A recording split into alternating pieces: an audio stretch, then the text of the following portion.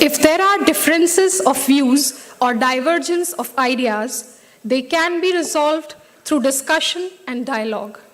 With these lines of inspiration, I, Palak Bajpai, Assistant Professor, PSIT College of Higher Education, welcome all present here to the second day of the two-day multidisciplinary international conference on India, a $5 trillion economy, challenges and gateways, in association with UP Economic and Commerce Association, IITians for Nation, and Kanpur Management Association. Before moving ahead, I would request our esteemed panel members to please come upon the dais.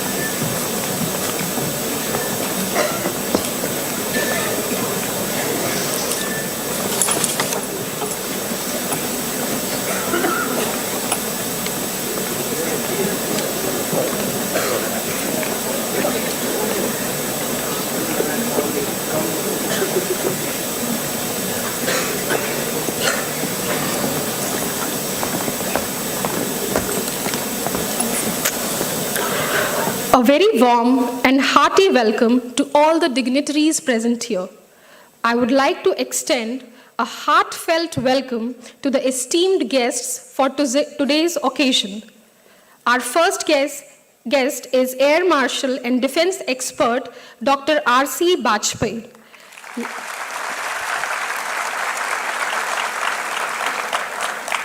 We have with us Lieutenant General A.K. Mishra, former Vice Chancellor, Mangalayatan University. Dr. Anil Bajpai, Vice Chancellor and Member, Board of Advisors, Jagadguru Kripalu University, Cuttack. Mr. Saurabh Kar, Vice President and Head of Finance Operations, ITC Limited, Hyderabad. Dr. Neelam Rani, Associate Professor, IIM Shillong. Dr. Lavkush Mishra, Director, Institute of Tourism and Hotel Management, Dean, Faculty of Management at Dr. Bhimrao Ambedkar University, Agra. Mr. Ravindra Prakash Dubey, Founder President, IITians for Nation Foundation. Dr. Prashant Trivedi, Assistant Professor, School of Business Management, CSJM University, Kanpur. And Mr. Sanjay Mitra, Management Analyst and Personality Enrichment Advisor. This prestigious conference began yesterday, that is 23rd February, with a grand inaugural ceremony, wherein various eminent personalities from the industry and academia graced the conference with their valuable presence. They presented their views and deliberated on the prospects of India becoming a $5 trillion economy.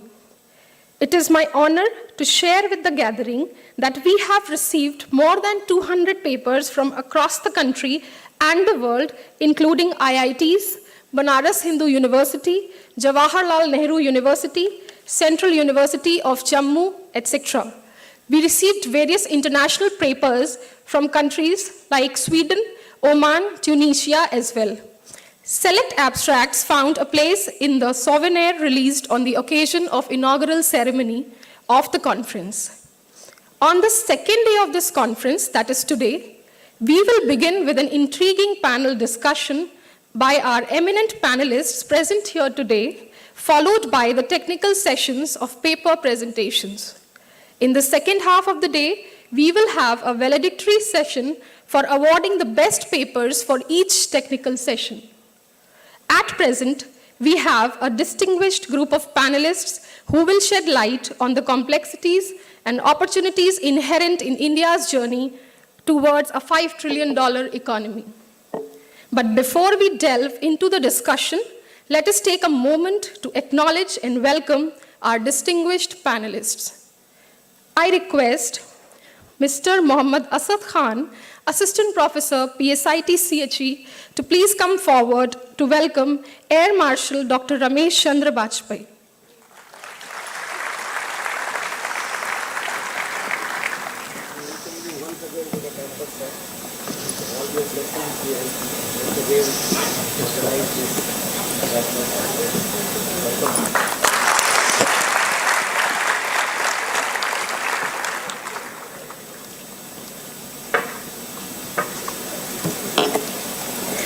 Thank you, sir. I now request Dr. Nida Malik, Assistant Professor, PSIT CHE, to please come forward to welcome Mr. A.K. Mishra, Lieutenant General and former Vice Chancellor, Mangalayatan University.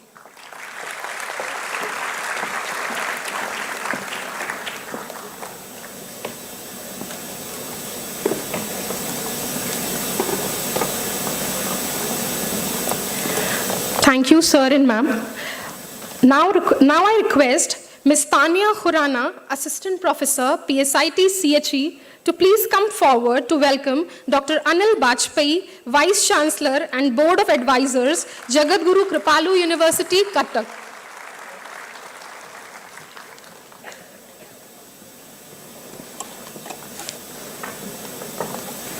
Thank you, sir and ma'am. I request Ms. Preeti Mishra, Assistant Professor, PSIT CHE, to please come ahead and welcome Mr. Saurabh Kar, Vice President and Head of Finance Operations, Paper Board and Specialty Papers Division, ITC Limited.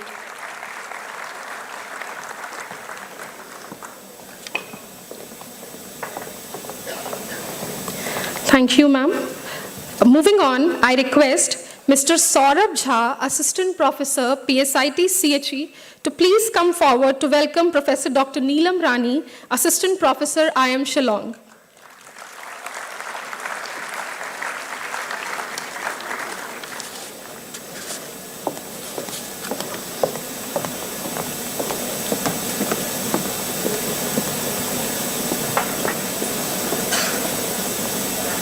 Thank you, sir.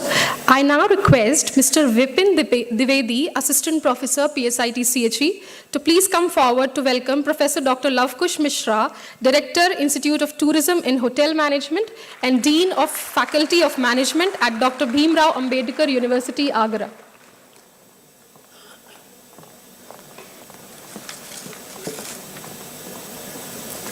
Thank you, sir.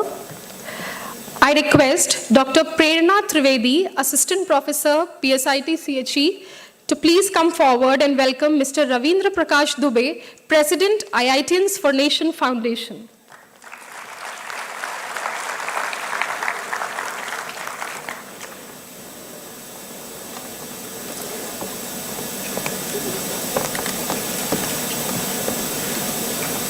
Thank you, ma'am. Now I request Ms. Shweta Shukla, Assistant Professor, PSIT CHE, to please come forward to welcome Dr. Prashant Trivedi, Assistant Professor, School of Business Management, Chhatrapati Shahuji Maharaj University, Kanpur.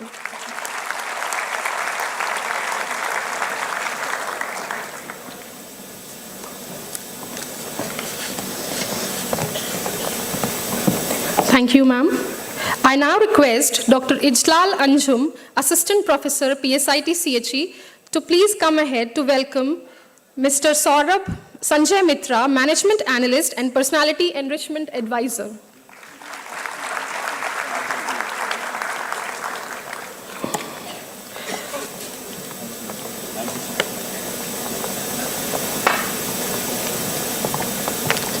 Thank you, sir. Moving forward, the aim of this panel discussion is to comprehensively explore and discuss the challenges and gateways associated with India's ambitious goal of becoming a $5 trillion economy. By bringing together a diverse group of distinguished panelists, the discussion seeks to provide insights, perspectives, and potential solutions to the intricate issues hindering economic growth.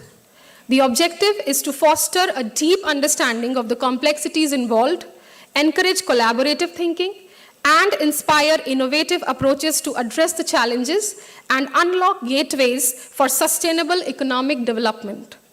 We have 75 minutes of an enriching panel discussion followed by a 15 minutes Q&A session. Without any further ado, I request Mr. Sanjay Mitra, sir, our distinguished moderator for today's session, to please come forward to introduce our panel members to the audience.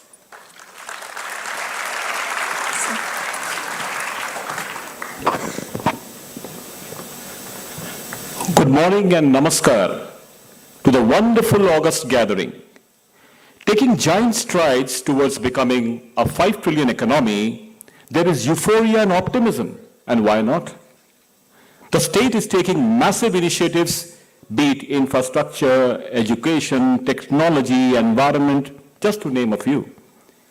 It's not just 140 crore population, it's 140 crore bright minds, 140 crore ideas, 140 crore initiatives, which will not only make India a developed nation, but also make India an emerging global power with synergies of people at large.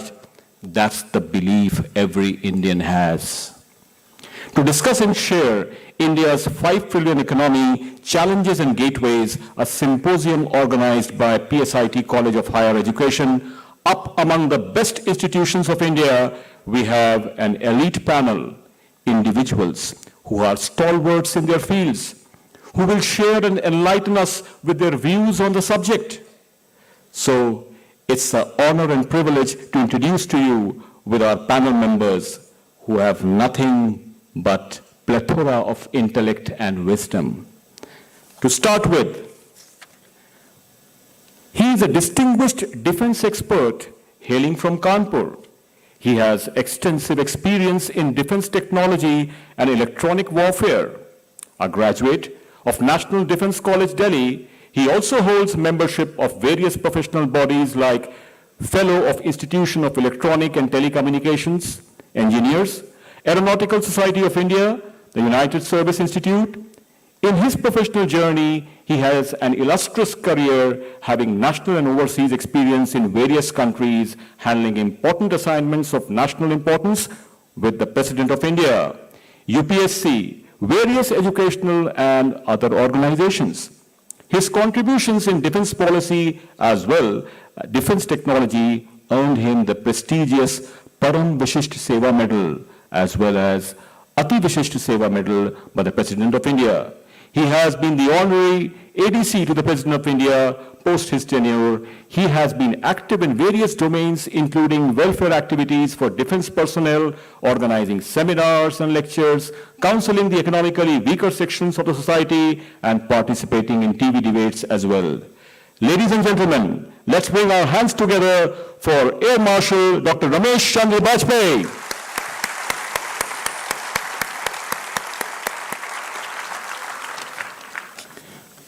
Moving on, he is a graduate of Long Gunnery Staff Course, School of Artillery, Diwali, Defence Services, Staff College, Wellington, and National Defence College, New Delhi. He earned MSc and MPhil from Madras University, Chennai, for his excellence in academics. He was awarded the doctorate PhD in Public Administration from Lucknow University in 2002. Further, he distinguished service. He was awarded Ati Vishisht Seva Medal and appointed as Honorary ADC to the President of India from 2014 to 2015. He is also recipient of the Chief of the Army Staff Commendation awarded in 2007. On superannuation in 2015, he joined the Lucknow University as visiting professor in public administration. He has been the Vice Chancellor of ICFAI University, Mizoram from November 2016 to March 2019. Thereafter, he was Director General of Mangalayatan University, Aligarh. He has also been the former Vice Chancellor of Mangalayatan University, Jabalpur from 2020 to 2023. He is none other than the Honorable Lieutenant General Mr. A.K. Mishra. A round of applause.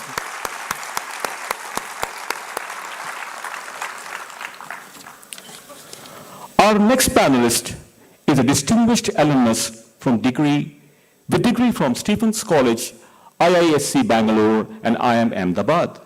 With a robust corporate background in semiconductors and telecom, he served in leadership roles at Vodafone, Reliance, DSS Mobilink, and Airtel. Notably, he transitioned into academia as a director of KIIT University School of Management, achieving significant advancements in placement, education, quality, rankings, and industry collaborations. Currently, as the CEO at Prestige Education Foundation and head VC designate for Prestige University, he strategically formulates courses and resources emphasizing phased implementation. His journey exemplifies seamless blend of corporate expertise and academic leadership, contributing valuably to the university's growth. Presently, as the Vice Chancellor and among the Board of Advisors of Jadguru Kripalu University at Cuttack University, Odisha, Dr. Bajpayee intends to create globally relevant learning center. Let's bring our hands together for our respected Dr. Anil Bajpayee ji.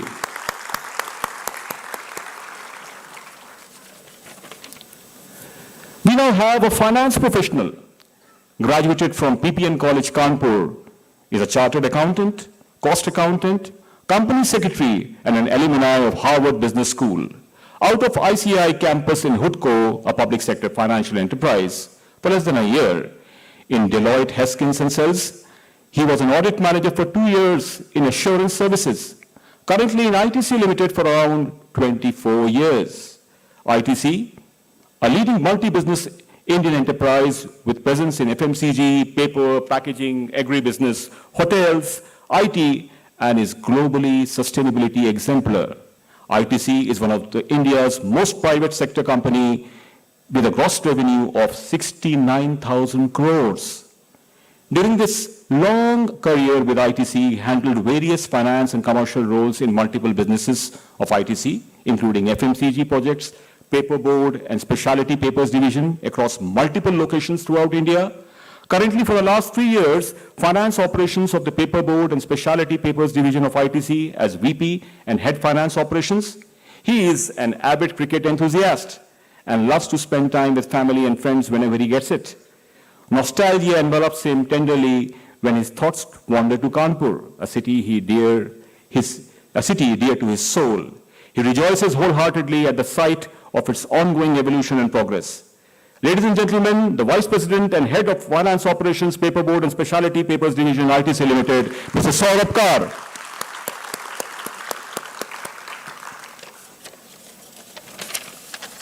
Our next panelist is a Fulbright scholar.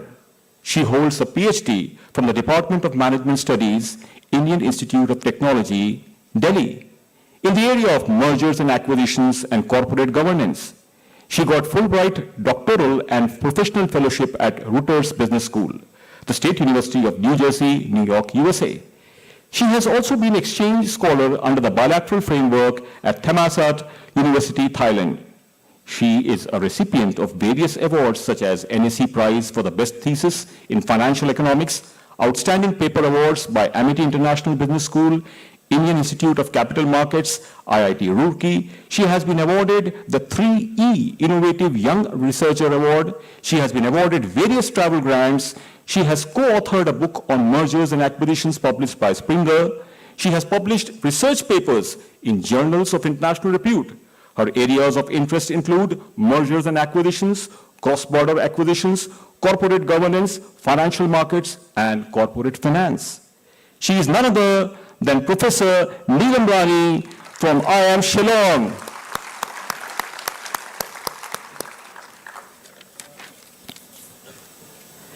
Next, we have an esteemed panel member who carries a rich experience in academia, spanning more than 23 years. Apart from being a reviewer and part of editorial boards of various reputed journals, he has authored 15 books and more than 30 research papers and more than 20 articles.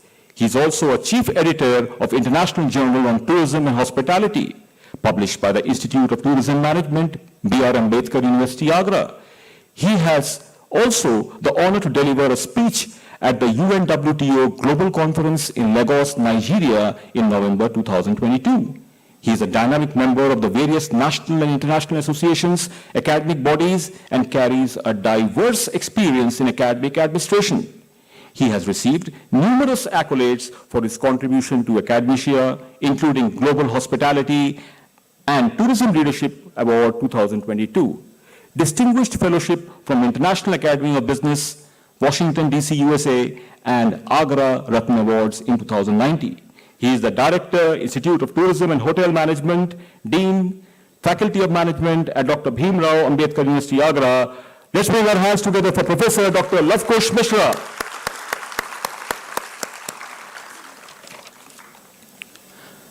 Now let me introduce an individual who is a techno-managerial professional and alumnus of IIT Kanpur and FMS University of Delhi. After more than 20 years of corporate experience with multiple organizations in international marketing of products and projects and managing international marketing in more than 20 countries, he moved on to a successful serial entrepreneur in renewable energy, pharmaceuticals, energy management, and audit. He has contributed to the innovation and incubation in educational ecosystem and is a social entrepreneur, acting as a founder president of the IITians for Nation Foundation, a pan-IIT society with sole motto of giving back to society. He has a strong conviction that industry, academia, and society should be interfaced through innovations and startups having excellent potential to solve multiple problems and also presenting excellent business propositions. He is none other than Mr. Ravindra Prakash Dubey.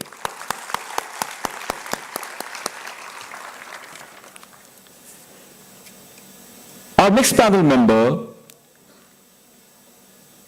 is has completed his government-sponsored PhD from Lucknow University. Being a junior and senior research fellow, his areas of interest include research methodology, business analytics, marketing management, general management, business communication, and many more. He has interest in personality development and public speaking. He is actively contributing in university's placement and innovation activities and striving hard in enhancing employability skills of the students. He also served corporate for 3.5 years and gave consultation to budding organizations. He is assistant professor in School of Business Management, Chhatrapati Sahuji Maharaj University, Kanpur, none other than Dr. Prashant Trivedi.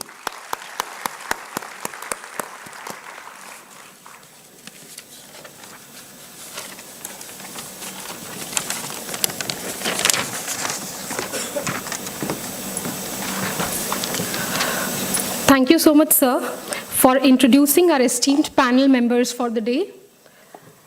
Now I take the opportunity to to introduce to the audience Mr. Sanjay Mitra himself, the Management Analyst and Personality Enrichment Advisor, who will be the esteemed moderator for the panel discussion today. With an extensive tenure spanning over 26 years and encompassing roles in marketing, general administration, management, education, sports management, and consultancy, Mr. Mitra has amassed a wealth of experience. His professional journey has afforded him exposure in diverse sectors such as automobiles, consumer electronics, and narrow fabrics, collaborating with esteemed national and multinational entities. Personality development is the area close to his heart. He is fervent enthusiast of cricket who finds solace in the nuances of the sport. Beyond professional endeavors, he indulges in the art of cinema, finding resonance in both films and Western pop music. I now request Mr. Sanjay Mitra sir himself to please take the discussion forward. Over to you, sir.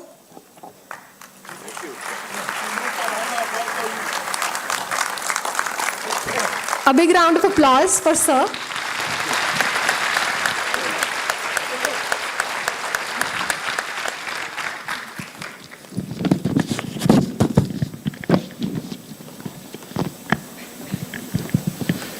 We start our discussion. First, it will be an inaugural round, whereby I would request all my esteemed panelists to share their views on the concerned topic, and then we'll have a question-answer round.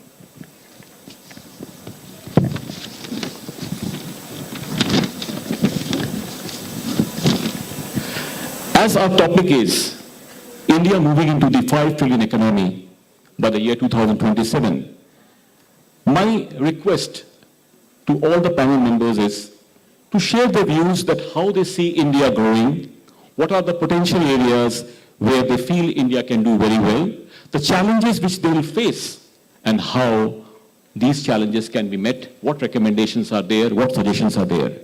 Starting from my left, I will request Sir to please start the discussion. There, I think. Can I go there? Please sit down. Okay, here only. Okay.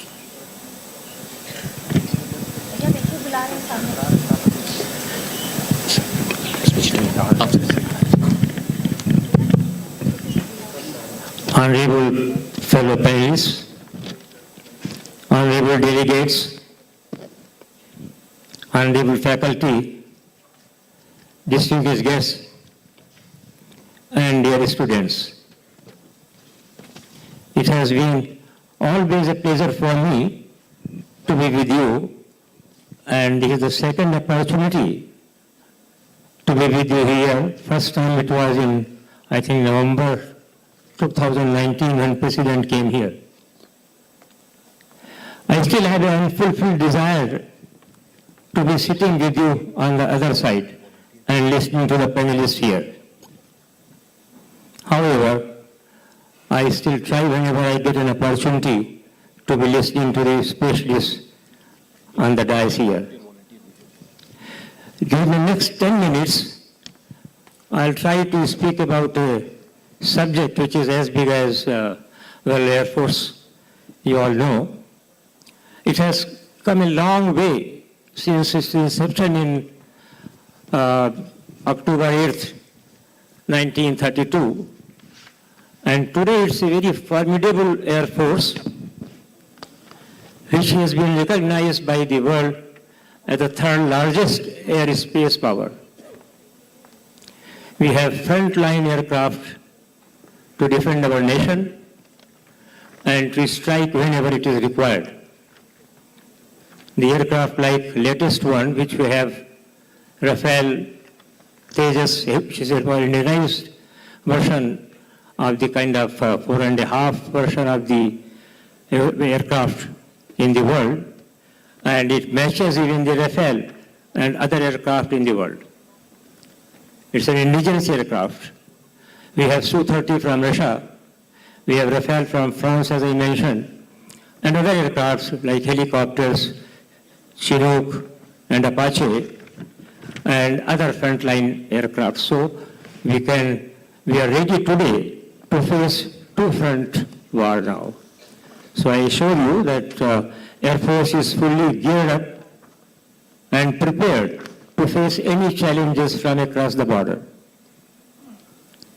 And now let's discuss about our inventory. As I mentioned, some of the aircrafts like Rafale, Tejas, etc. We have a whole lot of fighter aircraft and transport aircraft. Fighter aircraft, we have Mirage with us, which is again, of course, the slightest older version, but certainly still ready for the any war, which has demonstrated its capability in Kargil war, where it was modified overnight to face the challenge of hitting those people sitting in the bunkers. Other aircraft, other than the Mirage, we have Jaguar, deep penetration aircraft, which can go into the enemy territory and play havoc. Bombers, we have like Su-30 and a whole lot of aircraft, both transport as well as fighter aircraft. On the transport side, we have AN-32, C-130, C-17, and I don't want to bog you down with the kind of numbers. It will be suffice to say that we have whole range of aircraft, with heavy lift aircraft and light aircraft also, heavy lift like C-130 and C-17, which has been used extensively by the Air Force in both primary role for the air defense as well as the civil roles. As I mentioned about the Air Force role, we defend our nation, we defend our airspace, and do not allow any adversaries to come into our airspace.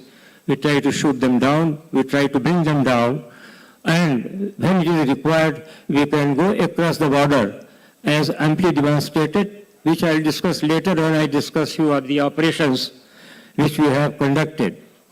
So, rest assured, we are fully geared up, both by the transport support, and as far as the transport support is concerned, it is for the front line to maintain that in the hilly areas where the transports can't go, ground transports. We have done the supply dropping, we have supported our troops there, we have carried them in the forward areas, and it has been going on since inception. In other roles, for the civil side, we have been carrying out extensively for the distress management. When there are floods, it has played a very important role. And you will recall that in Uttarakhand, there were floods, heavy floods. And in Odisha also we had heavy floods, where our helicopters and other aircraft, they played a very kind of important role and tried to save lives of the people and supply dropping, ration and all that. So in the civil administration also, whenever it is required to defend against the terrorists, we have sent our kind of fighters, helicopters, to see that we protect our own people and try to create a kind of fear in the minds of the people that they should not again dare to come into our territory like that. In Northeast, we had carried out some operations which some of us don't feel that it is a good thing, but then certainly it was required to be done, which we did the air strafing from the aircraft, and then we controlled the mobs and all that. Now this way, you can have seen that we have been conducting both civil and air responsibilities of our Air Force. Not only this, we have evacuated people, and very, very bravely, where the war is going on in the war zone, our aircraft have landed there and rescued the people who were trapped there. Whether it was Afghanistan or even from Ukraine also, we brought the people back here. So it has been doing a Herculean task as far as the evacuation and those things across the border is concerned. And that needs a lot of coordination. You must know whether it is, the aircraft just can't fly anywhere. Maldives, you know that in Mali, with the terrorists had come and raided that place, and we carried out our operation and saved that. So this way we have been doing a kind of good job. Now, coming to the Make in India program, we have been depending heavily, and at least 70% of our requirement we have been meeting by import. Now, the process is being reversed. We are doing our kind of realization of various equipment, whether it is aircraft, whether it is our radar, whether it is communication. Missiles, you know, that we have developed all kinds of missiles by ISRO indigenously. And ISRO has been doing a very kind of a very good job, and which we have no words to praise that. Even as early as 1978, we had proposed for kind of surveillance from the satellite, but that was of course shot down at that time. They kind of said only will provide you for communication, not for kind of surveillance and electronic surveillance and things like that, which we wanted. Now, anyway, we have been carrying out those tasks of electronic warfare surveillance and other tasks like refueling and all that we have been doing here. We have got IL-78 for carrying out refueling in here to extend the range of our fighter aircraft. You know, if you know the speed of the aircraft, the Rafale, Tejas and all these aircraft of this 4.5 generation, they fly at the speed of 2,200 kilometers an hour. You blink an eye and you take off from here and you are in Farrukhabad in no time, in few seconds. So this kind of speed is there. So there is a lot of automation. And that automation and things have been developed here in the country for Tejas aircraft. So Make in India program is something which has been saving our money and contributing towards 5 trillion economy which we are aiming for. And not only indigenization here, we are exporting those things also.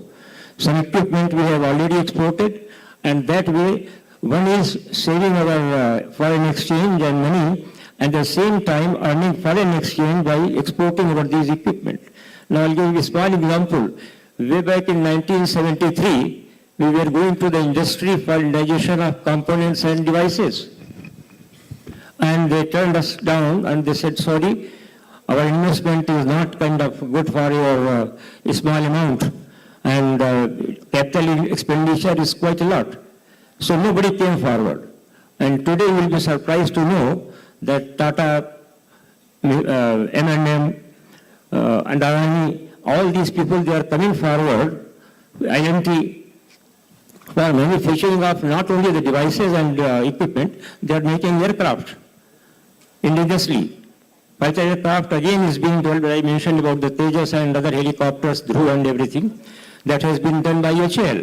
So both HAL and with the cooperation from the civil side, civil sector, we have been trying to achieve indigenization and self-reliance in this respect, and thus way making the kind of dream of our Prime Minister, Mr. Modi, about Making India program a success. And this will very, very extensively contribute towards our goal of achieving 5 trillion technology. Now, as far as the government sector is concerned, ISRO and DRDO, they have been jointly carrying out a lot of good work in this field. Private sector also is doing. It's not only that the public sector or the government is doing. Kindly remind me when my time is over. I'll stop at that time. I don't want to exceed 10 minutes. Okay. All right, then I can carry on. There is much to talk, but then time is a constraint, so I'll try to restrict myself and be very brief. Thank you, sir. Time is over. We'll come back, sir. Sir, Lieutenant General Mishra would like to hear. I'll just say a few operations only in which we have undertaken. You know about the Kargil war, just now I mentioned. 47, we landed at the unprepared airstrip, and one air commodore, he landed, Baba Meher Singh, we have fondly called Baba Meher Singh. Air Commodore Meher Singh landed at unprepared strip just to support those JNK troops, and we carried out after that first landing many landings. 65, you know, we have shown our performance. Likewise, 71 also. Mirage was modified just only in 2 nights, and we carried out those operations. Now, as far as the ethics is concerned, we changed totally. Earlier we used to say that, well, shoo him off and he will go away. One aircraft intruded 35 kilometers inside our territory in 1962. And we were told by the Ministry of Defense that you just shoo him off, don't shoot them down. Today, the things have reversed. If our adversaries strike us, whether a terrorist or otherwise, we take appropriate action immediately. Balakot is a kind of one of the very famous operation. Then strike, surgical strike also we have seen very successfully conducted. Now you know that by all this, we are carrying out not only our basic task, but also contributing towards other efforts. Thank you so much. Thank you, sir. Thank you. I will speak more on that. Sir Mishra, what are your views briefly on the ongoing developments taking place for taking India into the 5 trillion economy, the challenges you feel, the opportunities, and how we can move ahead by reducing those challenges? Briefly, sir. Well, thank you so very much, and honorable panel members, honorable director, faculty members, firstly giving us this opportunity to be here is a great pleasure. And I'm always happy to be visiting PSIT. It's a great honor. And dear students, you are the one that attract us to be coming here, meeting the young minds and young people. So it's in that spirit that I'll be just taking another 5 minutes to speak to you all. I'm very sure that you all watched the movie 12th Fail, Baharmi Class Fail. Sabhi ne dekhi hogi. Well, we happened to see this movie very accidentally. It had come in the army auditorium, so I just rang up the auditorium and asked. So when he explained this is a movie, we had never heard of it. We asked who was the cast. They told that we had never heard of it. Anyway, we had nothing to do in the evening, so myself and my wife, we went over there and we saw this movie, and I tell you, we feel ourselves blessed and fortunate to have gone for that movie. And all those who have seen it, they would agree with me what is the movie is all about. It's about the students and what all struggles you all go through. And if you keep your integrity intact, well, you will be blessed by God sooner or later. That's what and the climax of that movie is in that interview where he is asked that why did you miss 1 year? And he frankly says that cheating was not allowed in our school. So the whole members of the selection panel, they were all shocked, you are aware of it, and they were in a double mind whether to take him or not to take him. And then of course he's asked to go out, and then what all goes inside the thing. Now, it is in that spirit that I'm just going to talk to you rather than a structure, and I'm going to speak on the education part of it, though my background is, I've been on the army for 40 years, but then last about 8 years, 9 years, I've been in the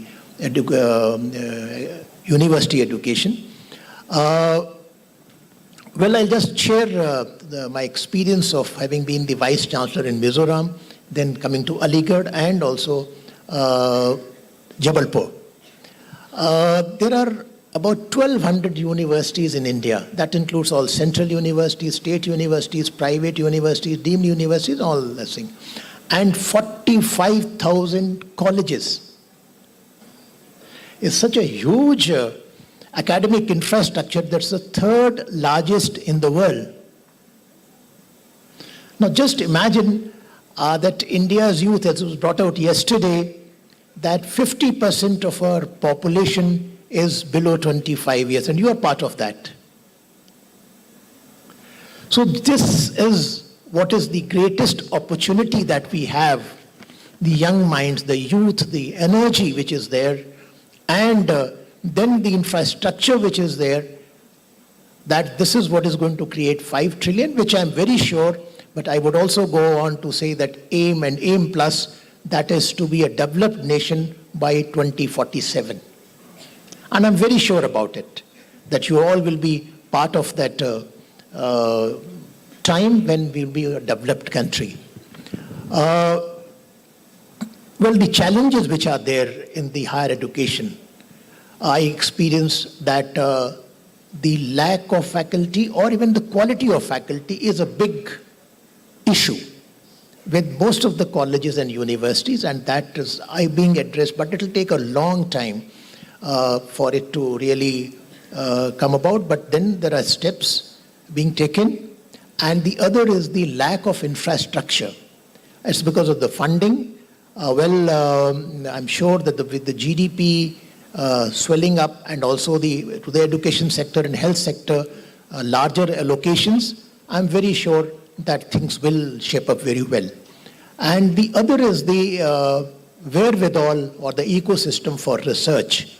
That's another challenge that is to be addressed by these in institutional manner and also by the government. And again, I'm very sure things will come up that way. The biggest advantage that we have, again, is the digital India, the government initiatives and even the other entrepreneurs who have brought in, so that the services which are being provided to the masses all over India, that's a model to the whole world. And I'm very sure that by leveraging the digital platforms, even education sector can also be transformed. It's already being done. And that way, the COVID has been a blessing also when we went online, and we were just starting a new university in Jabalpur. And so when we were taking these classes, we found that it's got its own advantages, that I could have resource persons, say from US, just by putting a call, and then all others attending. And that normally, like work from home, became a very norm thing to happen. And of course, now it's a hybrid or blended learning, as you heard yesterday, the speakers. So that's another way that you are going to do. And the message for the students is that you have got a very bright future, and you're in an excellent institute over here. And what you'll have to really contribute is, when your times comes to give, that you'll have to really cater for the diversity. Diversity, when I mean, say, we are all privileged to be here, but there are less fortunate also our brothers and sisters who cannot afford and who have not been able to come here. So in this regard, I'll just share with you my experience of being in Mizoram in just about a minute.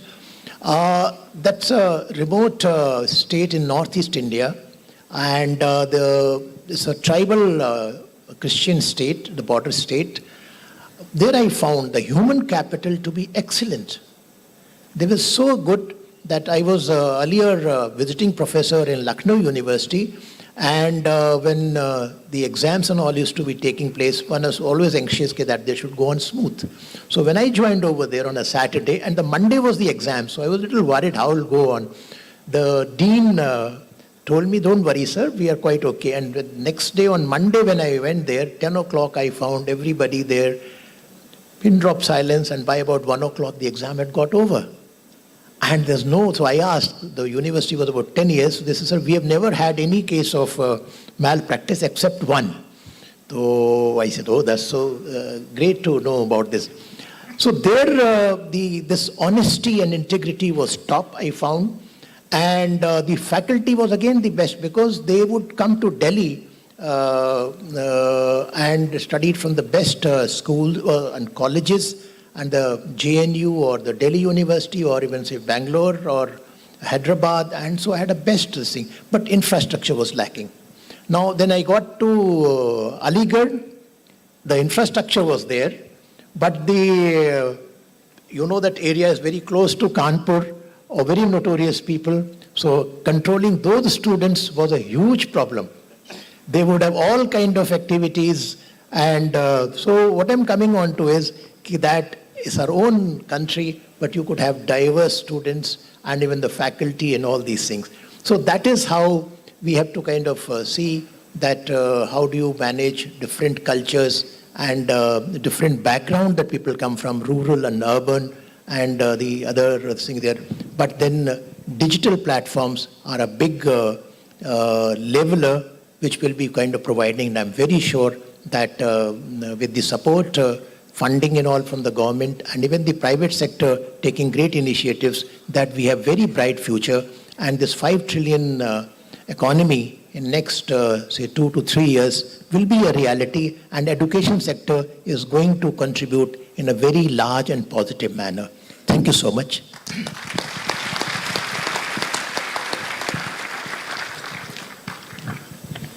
Dr. Bajpai, you have a rich blend of academia and working in the corporate sector. Briefly, sir, we would like to hear, how do you see India moving ahead? The possible growth areas, the potentialities, and the areas of concern, and how do you think we are going to take over? Sir. Thank you, Sanjay. I hope I got your pronunciation right. Right, sir. Respected panel members, guests, and my dear students, good morning. अरे खाना नहीं मिला किसी को. Good morning. That sounds like a well-fed group of students. मैं पहले तो कानपुर की थोड़ी सी कहानी आपको बता दूं. हम जबलपुर में थे about 25 years ago. 25 years ago, India was a little different, and I was setting up a telecommunication network in Jabalpur for Airtel. And there came one hood, one gunda, with 11 people, and he came to my room, and I said, all 11 of you want to talk to me? He felt a little insulted, and he sent 10 of them away, and he came in alone. He took out a revolver from his pocket and placed it on the table. And he says, phone चाहिए. तो हमने कहा phone मिलेगा, पैसा दो. बिना पैसे के चाहिए. तो हमने तमंचा उठाया उसका. हमने कहा यार ये तो वेबली स्कॉट है, बड़ा अच्छा है, गोली चलाए हो कभी? कुछ नहीं बोले. फिर हमने वापस रख दिया. फिर हमने कहा हम तो बिना पैसे के तो फोन नहीं देंगे. तो कहता है कि देना पड़ेगा. हमने कहा भैया अब तुम क्या करोगे? हम यहां से उठेंगे और तुमको जोर से थप्पड़ मारेंगे, तुम हमको गोली मार दोगे. फिर ये मनाना कि गोली में हम मर जाएं, क्योंकि अगर बच गए ना तो कानपुर से आ जाएगा कोई.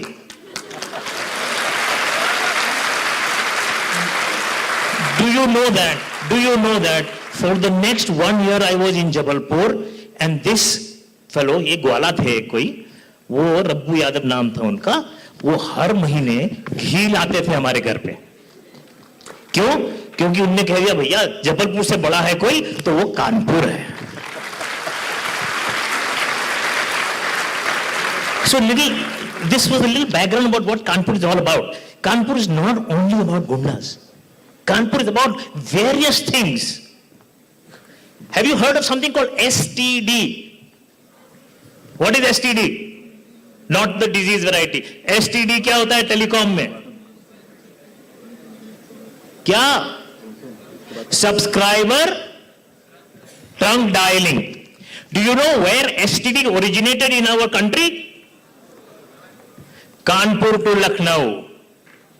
Kanpur to Lucknow in 1960, the first time STD originated in this place, this very place. Not 1960, sorry, 1990. 5 trillion economy, you think? Sanjay, do you think it's a difficult task? Let me ask the students. पहले तो ये बताओ बेटा कि trillion में कितने zero होते हैं? वाह, क्या बात है, क्या बात है. Is 5 trillion achievable for the country? Wonderful. That's what I want to hear. And you know why? Uttar Pradesh is the 6th largest country of the world. Do you know what that means? If you take the population of undivided Uttar Pradesh, which was about, kitna? 25 crores. 25 crores. 25 crores is the population, is 6th in the pecking order of the world countries' populations. The 6th largest populated country of the world is UP. And your current chief minister, brilliant man I would say. One stroke of genius by Narendra Modi ji and Yogi ji is Ayodhya temple. Center of tourism. Center of tourism. that one location will create UP into a 1 trillion economy in the next 2 years. अगर उत्तर प्रदेश अकेले 1 trillion दे देगा तो बाकी लोग क्या पीछे रह जाएंगे? 5 trillion will not wait for 2027, it will happen before that. Believe me. And why will it happen? Because somebody is leading the way. Next, I ask you all, there is BBA and there is BCA. I have been part of a revolution called the telecom revolution. Yes, it has its good and bad aspects to it. I can see a lot of you are busy with your mobile phones. I am guilty. I am guilty. I will apologize to all your parents for giving you this little toy in your hands, which occupies 60% of your time. When I had joined the telecom revolution, so to say, in 1997 it was, the tele-density of India was 2%, which means 100 लोगों के बीच में दो phone होता था, और वो भी वो फिक्स लाइन काले काले वाले. आप लोगों ने तो शायद देखे भी नहीं होंगे बहुत ने. What was that? Tele-density. What did it mean? It meant that there was lightning call, there was a fixed time call, there was a person-to-person call, there was tongue call, STD, ISD, night rate calling. 2 बजे के बाद में करेंगे, रात के 9 बजे के बाद में करेंगे, 2 second pulse हो जाएगा. What's happened? I myself waited for 9 years to get a phone in my house in Delhi. 9 years. Today you guys will not wait for 9 minutes if you don't get a SIM card ready and activated. This is where our country has come to. Telecom has created a revolution which is irreversible. Telecom always leads to GDP growth. Whenever telecom grows, GDP grows. Telecom is the leader of the internet revolution. How many of you know what a petabyte is? Petabyte. 1024 2 to the power 50 bytes is 1 petabyte. 9.7 million petabytes is going to be the world usage of telecom in the next 2 to 3 years. What does that mean? It means internet is going to flood our lives. I have for one not used currency notes for the last 2-3 years. Because Paytm काम चलाता है ना. सब्जी वाले के पास जाओ, मैं बाल कटाने गया एक जगह, and I took out a 100 rupee note to give him. वो 100 rupee सस्ता वाला जमाना था थोड़ा. तो वो क्या बोलता है, सर पेटीएम नहीं है आपके पास. What has happened? This digitalization which was referred to by, and incidentally let me tell you, Air Marshal Bajpayee is my father and General Mishra is my brother-in-law. So after the two great personalities, it is difficult for me to cope up, and since they have been commanding the ground and the air force and the air of the country, somebody had to take care of the homework, and that was me. So I was doing all the homework there. This digitalization that has led the internet revolution is going to create lots and lots of opportunities for you young people here, except one thing that you must remember, and that is 40% of the jobs that are currently being done by human beings will be done by machines. Robotics is going to take over. Robotics is going to take over. All mundane and lousy jobs will be taken over. Which means you have to re-equip yourself, prepare yourself for the next revolution, and that's called the AI revolution, the artificial intelligence revolution, the robotic revolution, the machine learning revolution. And be it BCA, BBA, BTech, or pharmaceuticals, or any industry, you cannot escape this. So I'll leave this thought with you guys, and let Sanjoy take over again and carry on. Thank you. Thank you, sir. Thank you.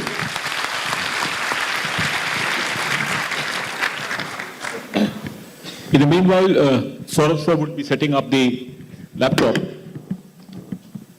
Dr. Neelam, I would like to hear your views. You being a part of professional education, you being a part of the country's best management schools, how do you see India going ahead? And since you are dealing with professional students and dealing with the industry, what do you think are the areas where we can do dynamically well, and what are the areas you feel we need to really work hard if India not only goes towards 5 trillion but much, much ahead?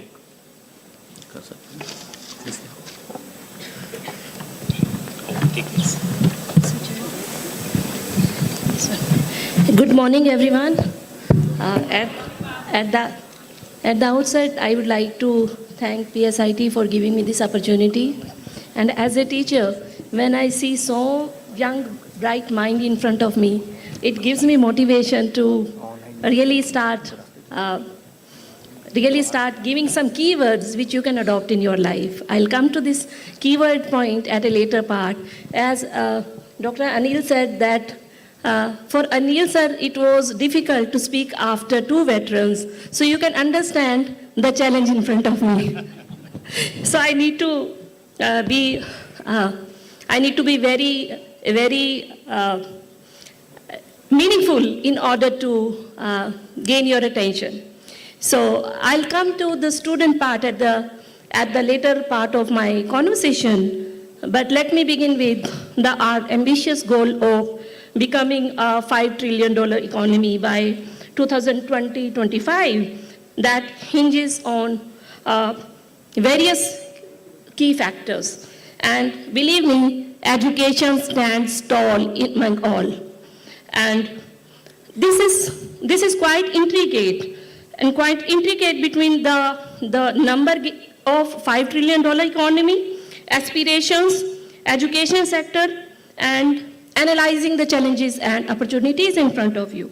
Today morning, I was interacting with the guest from Bhutan, and I realized one thing. I teach valuation, and in valuation, amongst the world, the best professor known is Professor Ashwath Damodharan.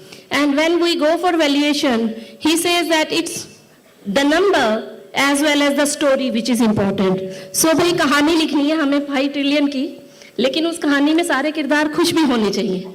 So अब कैसे लिखा जाए? तो इसके लिए I have raised certain points, and these points are, I have identified 4 sections. Being finance, I talk in numbers, and I'm a very emotional person. तो बहुत भाव भी आते हैं उसमें साथ में नंबर्स के. सो 4 दिशाएं और 4 strategies.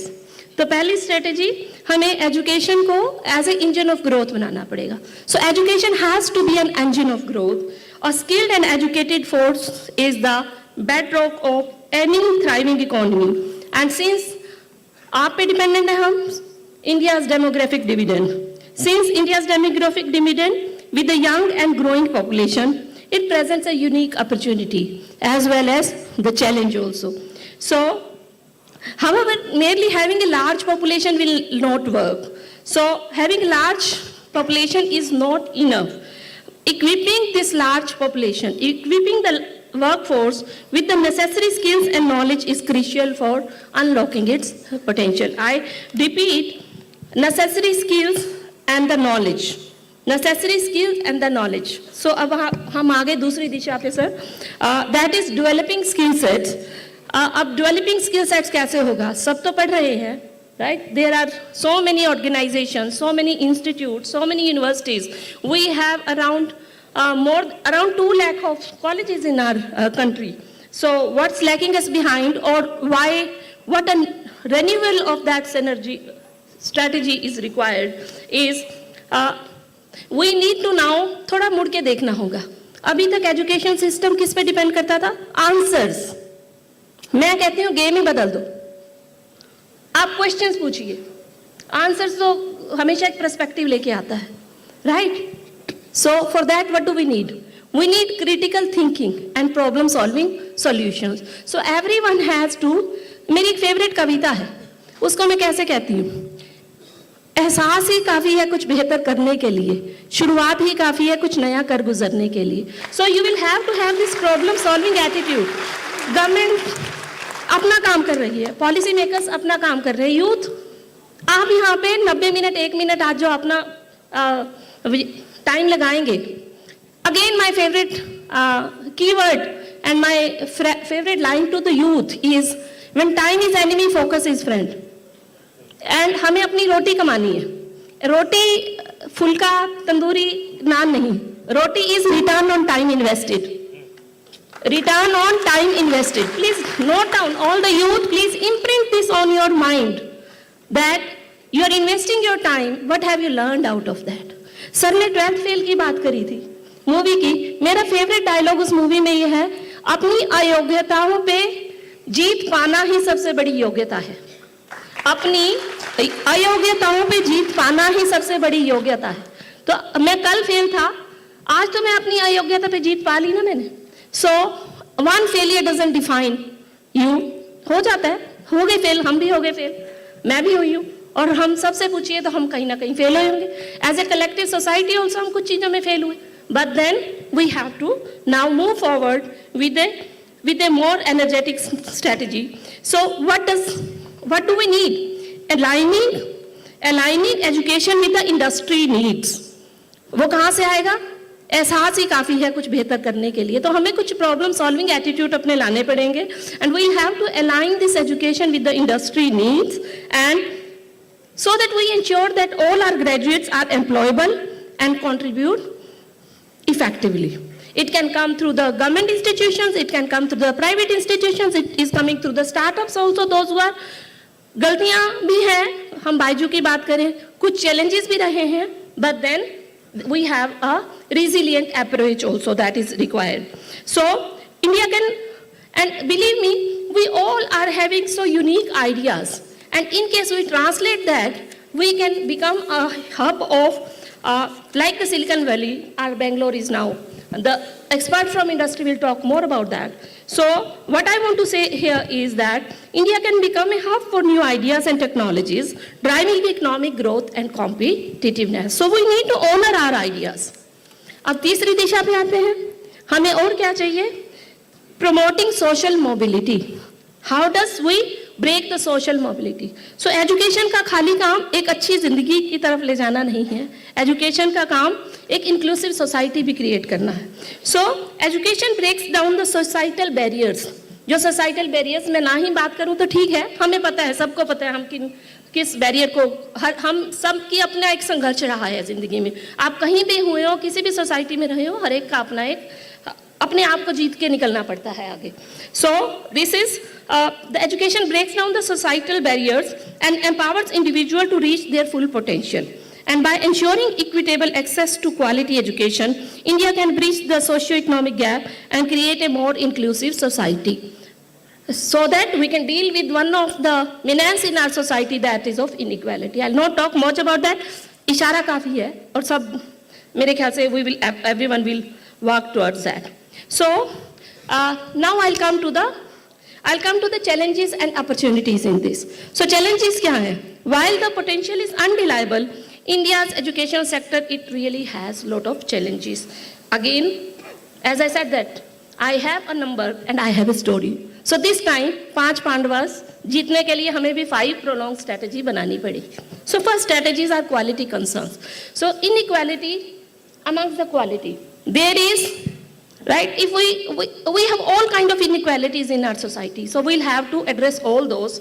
And quality concerns, infrastructure disparities. कहीं पे infrastructure बहुत है, कहीं पे infrastructure है नहीं. I'll not delve into the details, I'll just give the points. Infrastructure disparity, inadequate teacher training. कहीं पे बहुत master teacher है, कहीं पे हमारे पास teachers काम कर पा रहे हैं within their challenges. Then whose responsibility it is, why it has happened, is a different, like वो पूरा उसके लिए story हमें पढ़ना पड़ेगा. But then this is a point which need to be addressed. And then somewhere outdated curriculums, right? In IIMS we have real-time updation of the curriculum. We have 3 terms, just before the terms we make the curriculum. We get the industry inputs and we try to inculcate immediately into that. Research has to be supported so that we are able to bring that latest quality into this. So this, and then higher quality education, especially in the rural areas is again. This was my first point where I have the quality concerns. Second point is access and equity.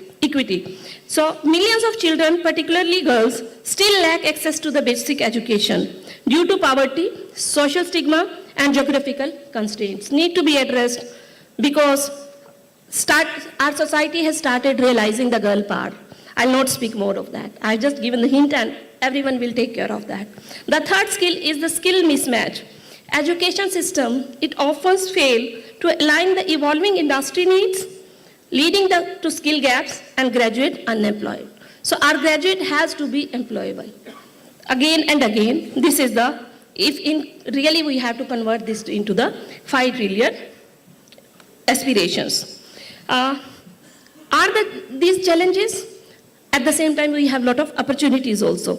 Opportunities lie in technology disruption, EdTech platforms, online learning offer innovative solutions to improve access, personalized learning, and bridge the quality gap. After COVID, when the entire world was on standstill, India came up with many solutions. We had the online solutions. And believe me, we have started 2 online programs in our institute, and both are running very successfully. Those who are providing the needs, those who are catering to the needs of the industrial specialists. So they don't have to leave the job, and they can come and they can join these online programs. After that, the third one, private sector participation. Private sector participation among the collaboration. I think Dr. Bhagwan has already set the tone for that, and thank you very much. Private sector participation, collaboration between government and private players can bring much needed resources and expertise to improve the infrastructure and the quality. Now the way forward, karna kya hai? Right? There is an epilogue and there is a prologue. So, increased public investment, interim budget has already taken care of that. Holistic education, here again this is one of my favorite topic, as I see the education as a liberative force. Education is not only to get the job, it's a liberative force in the society. And for everyone, moving beyond rote learning, education should foster critical thinking, creativity, and problem-solving skill. Experiential learning has to be a part of everywhere. I can give one example from my institute. We have community immersion program where the student in the groups, they go to the society and try to fund, they align up with the startups, they align with the, apart from the standard internship and the placement, whatever part has been existing, but this is a new initiative we have launched, community immersion program, where they try to find out the society, problems to the society. And then we have the digitalization, I think everyone knows that, and public-private collaborations, public-private partnerships, not only in the educations, but it can bring that diverse expertise and resources to address challenges and improve the quality. My final sense, India's journey to become a 5 trillion economy is intricately linked to the success of the education sector. By addressing the existing challenges and embracing the available opportunities, India can transform its education system into a powerful engine for economic growth, social mobility, and individual empowerment. The success of this $1 trillion dream hinges on nurturing young minds and equipping them the knowledge and skills to build a bright future. So for youth, I used to say, one thing that restrict our success, our own success, किसी और से नहीं, हमारे अपने से ही, हमारे अपने डर. मैं finance professor हूँ, F is my favorite word, and I say fear. So for you guys, आज जाके लिख के रख लेना, अपने दिमाग पे. You need to find out your fears, find them and finish them, and unleash your hidden potential. So 3F strategy for students. Find your fears and finish them right away in order to start anew fresh. Thank you very much, sir. Thank you, ma'am. Thank you. Now we have Mr. Saurabh Kar, since he is in a part of the hardcore industry. Mr. Kar, how do you see the overall industry evolving, the problems and situations? Please guide us. Hello. Yeah, good morning to all. Good morning, the eminent panel, the institute, and my dear students. It is a very difficult task now because already 4 of the eminent speakers have spoken. They have captured many of the things which I have covered in the slide. But typical of management and industry, we can't do anything without a presentation. So that's how I'll share my thoughts. I'll try to not delve into which already has been covered. and then we move on. As Sanjay has said, that we need to think what industry is going through, what are the challenges, what are the positives, and what's the way forward. Before we come to that, the most important thing to me, it's as a student of management, as we as industry, we need to know what's happening in the world. Until unless I know what's happening in the world, I will not know what decisions to be taken. And you would have seen that COVID came in 2020, we were all caught unaware of. No one knew what's happening. Within that also, we came back resiliently. India came back more resiliently than US, Italy, European zones. In US, people thought they will die, so they started spending more. In Italy, people thought they were sinking, so they didn't know what to do. So that's how the world reacted. But thanks to the vision of our Honorable Prime Minister, the government, we were much more able to be resilient and come back stronger. As we were recovering from COVID, suddenly what we find that Ukraine has been attacked by Russia. So what's happening? We were not even aware that this can happen. And when this war has started in February, we were all discussing, because we have a planned period where we plan ourselves as a management, as an industry we plan. We thought this war will get over in 2 months, 3 months, 4 months. And as we speak, it's still going on. Before we could recover from that, we suddenly realized one fine night that Hamas has attacked, and after 2 days we found that Israel has attacked Hamas. So what's happening? Within that, just a few months into that, we found that there's a Red Sea crisis. So what my take is that we as industry, we as management, we need to connect the dots. Then only we can plan ourselves. If we don't know what's happening around us, we will certainly be not able to plan ourselves. If I look at what's the world economy happening, whether it is GDP, which the world is moving from 0.5 to 3%, inflation around the world is 3 to 11%. As we speak, UK has come into double-digit inflation, which is its worst in 40 years. Unemployment rates are increasing. In US, it's around 3%. The world, even in the so-called developed economies, it is around 7%. And India, it is around 5%. Then, of course, and the last and not the least is the geopolitical. As we move into the era of 2024, 2025, we see 40 countries going into elections. And these are very, very important, because the elections actually decide how the economy will go. And sometimes when such elections happen, it creates instability. Like we see in Pakistan, we don't even know which party will come.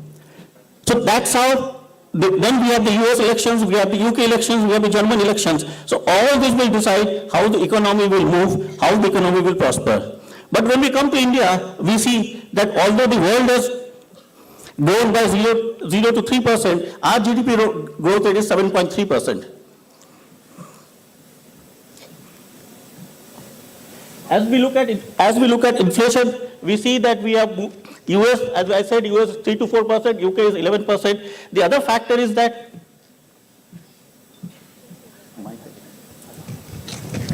Zimbabwe, if you see, it's 284%. Many of the Latin American countries are inflation of 200+%. Unemployment rate, I told. And what also is happening, the cost because of these wars. This was.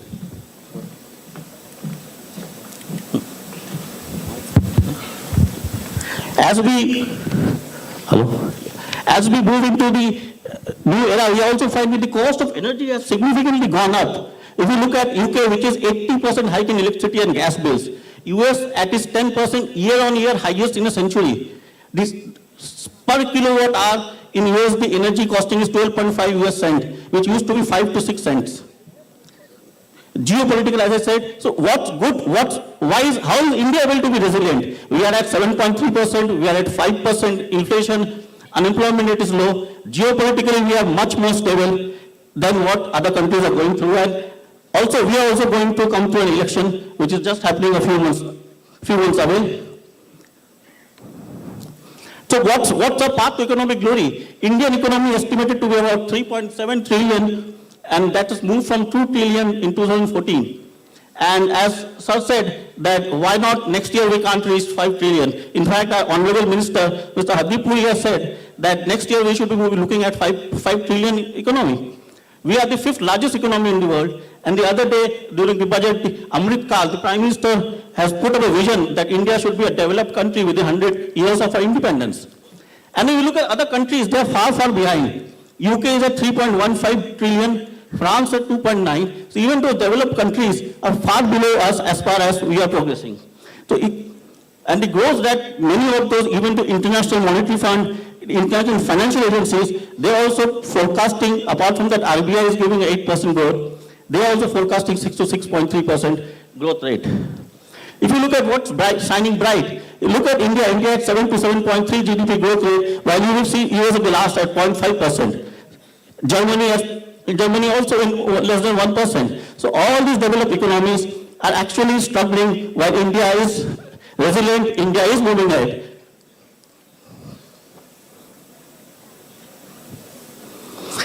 Another important factor I thought we are all into stock market, most of us into stock market. How has the stock market moved? In 1991 index was 1500, and today it is 75,000. So if you have invested that point in 1991, you would have made 30 to 40 times of the investments. Of course, you have to invest in the right companies.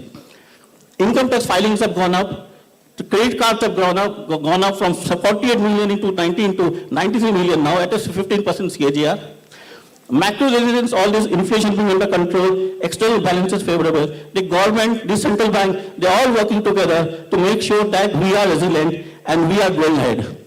A small example I would just want to show. This is a chart of Hindustan Unilever at Unilever. If you look at it, this part is Hindustan Unilever, this is Unilever. So what's happening is that the Indian part of the conglomerate or the MNC is doing far better than its global holding company. So that's where India is.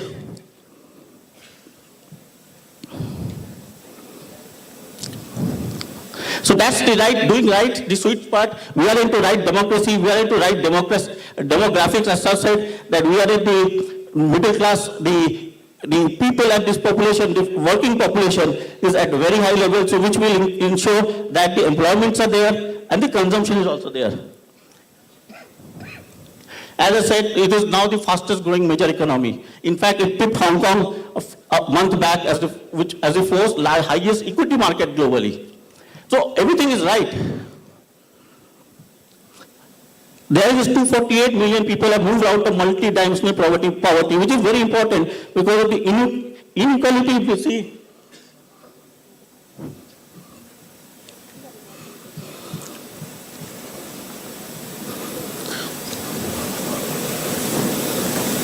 Now, what are the keys? As I come to India, what are the key sectors? We have manufacturing, we have democracy and education, we have agriculture, health, nutrition, credit. Two of the areas which till now the eminent panels have not spoken, I thought I'll take. One is manufacturing, because I come from a manufacturing experience, and also sustainability is very important. It is the most important thing which is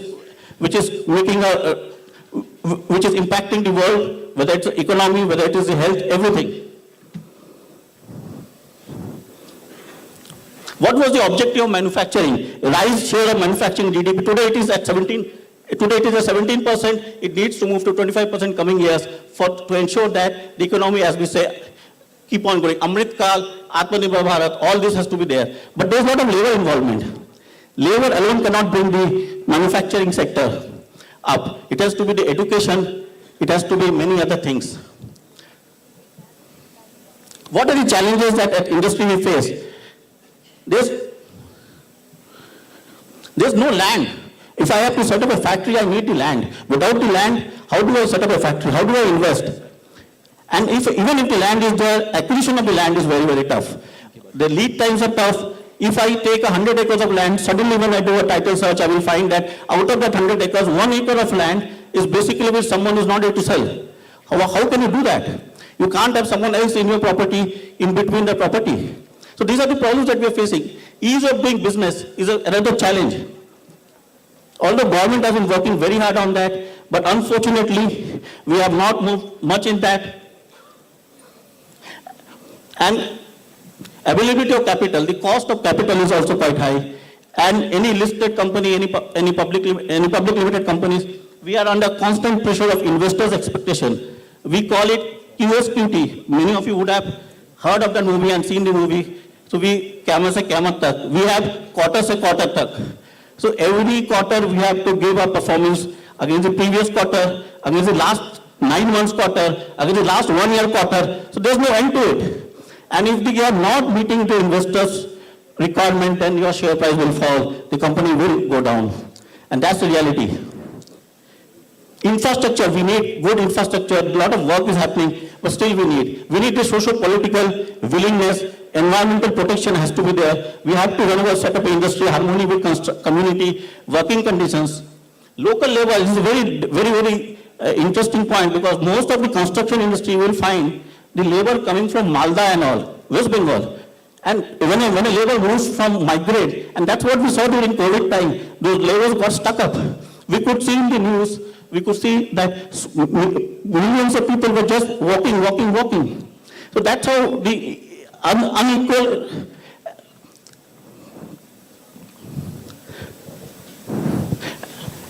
So we'll just interrupt you for a moment. One of the esteemed panelists has to leave. So we'll just interrupt and we'll continue.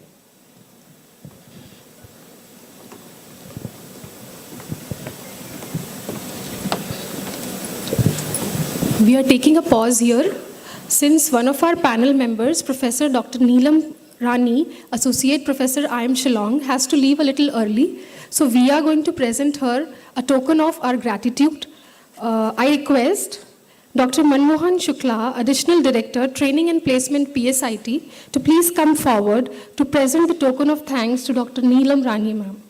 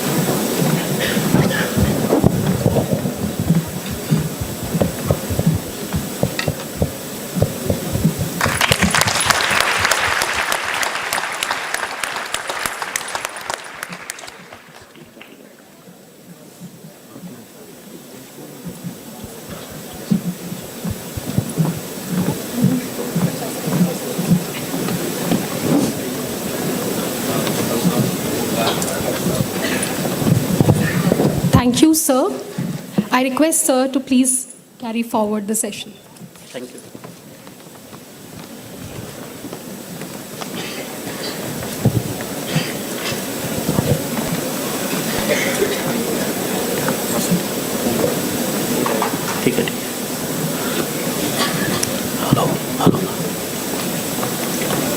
So as we were talking of challenges, then what are the positives? There are industrial estates with government, and it's all not everything government has to do. The private sector is also coming out with industrial estates where you get factory space to construct, you get power, you get roads, you get connected to the ports.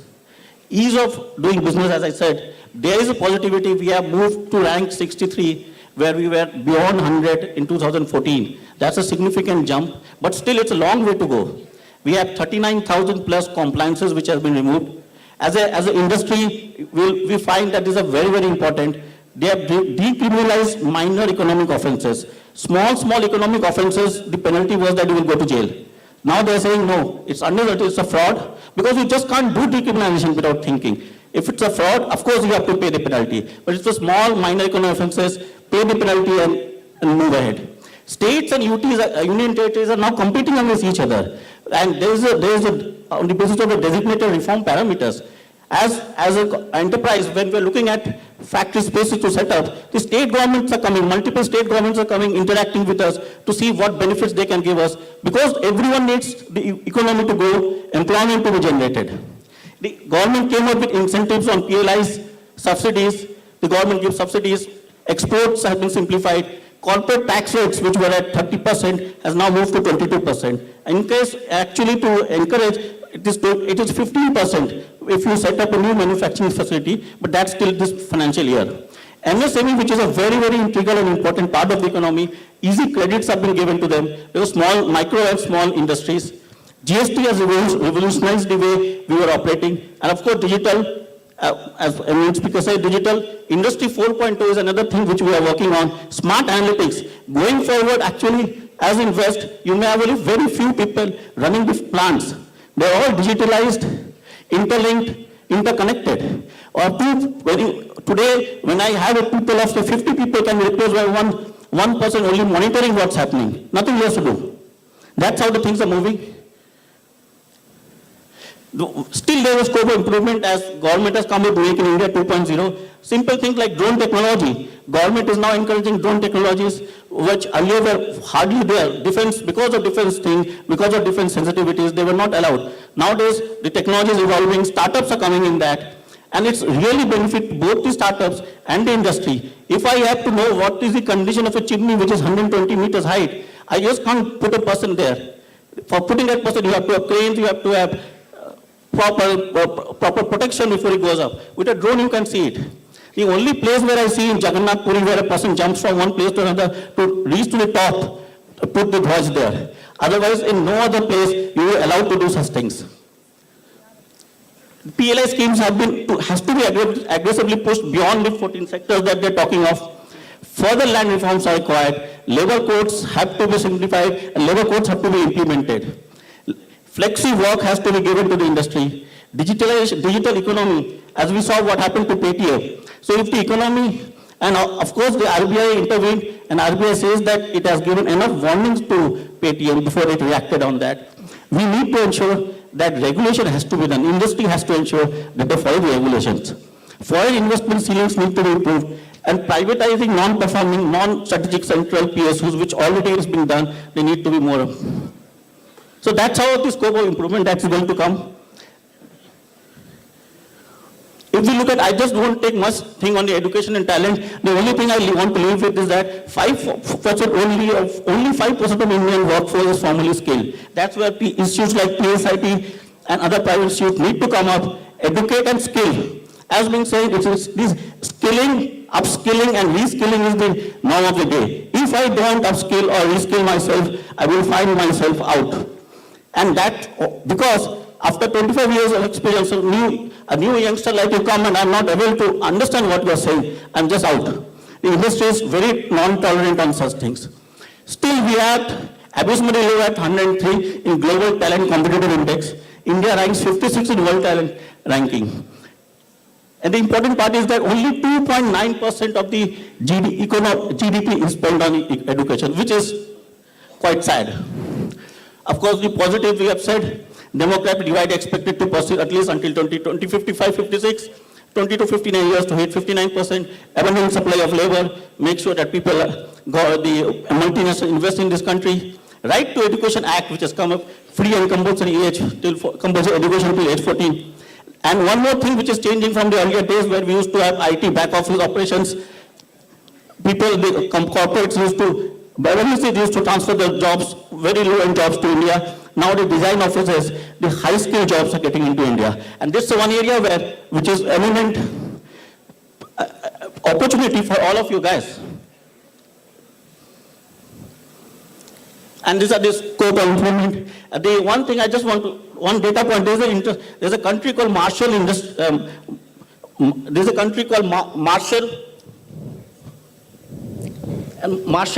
which is actually in between Hawaii and Australia. Many of us would not know about it. I also did not know until I was doing research. That's the highest that spends more than 12% of its GDP on education. We as country are only spending 3% on the GDP. So this is where the government is working on. This is where private sector needs to come up and educate and skill our people. Skill the children. As World Bank says, increasing average age of schooling by 1 year, GDP will grow by 0.37. Literacy rate by 1%, GDP grows by 0.3%. Now I come to sustainability. This is the world. This is the newspaper headings you would have seen. 10 countries and territories saw severe flooding just 12 days. Is this the future of climate change? Deadly storm comes. 227 people affected by flood. These are all the headlines that we see. What's happening? This is a very important, very interesting chart which I just will flip through. It shows that 1850, what was the global mean temperature, and as we move, what is the global?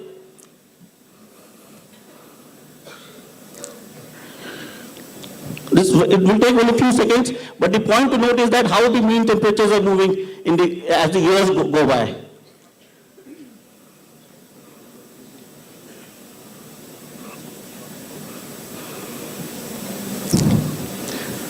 And as you will see that finally we will come into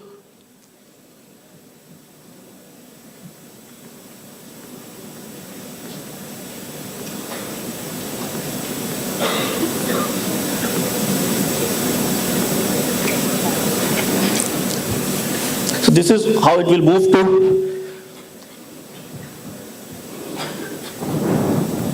global warming and greenhouse effect. This is what natural greenhouse effect is. This is how we are doing it. All these red, oranges is the radiations that are impacting our Earth, the Mother Earth. Temperature change versus carbon dioxide. As the temperature increases, the carbon dioxide concentration increases, which we all know is not good for sustainability, not good for the. This is another few second slide which just shows us how the global mean temperature increasing and the carbon dioxide concentration is going up. So the point to note is that we need to take care of the Earth, Mother Earth. Otherwise, all that we talk of economy, all that we talk of, nothing will work. What will happen at 0.5 degree centigrade temperature change, half a degree change or climate change, what will it impact? 350 million people who did not have access to water, we will have 410 million people not having access to water. Cape Town, as we speak, has already declared itself a no water city. You don't get water there. Sea levels will go on increasing. Plant losses will increase. Crop output, which was at 3% loss, will move to 7% loss. Fishes will go down. Extreme heat weathers, if it's 14% to 31%, it will move. In India, what's happening? The country experienced extreme weather events on 235 out of 273 days from January to 30. The point to notice here, these are basically showing the lightning and storms. These are the heavy rains. Only in this February month you find that the extreme climate weather is not there. These are realities of life.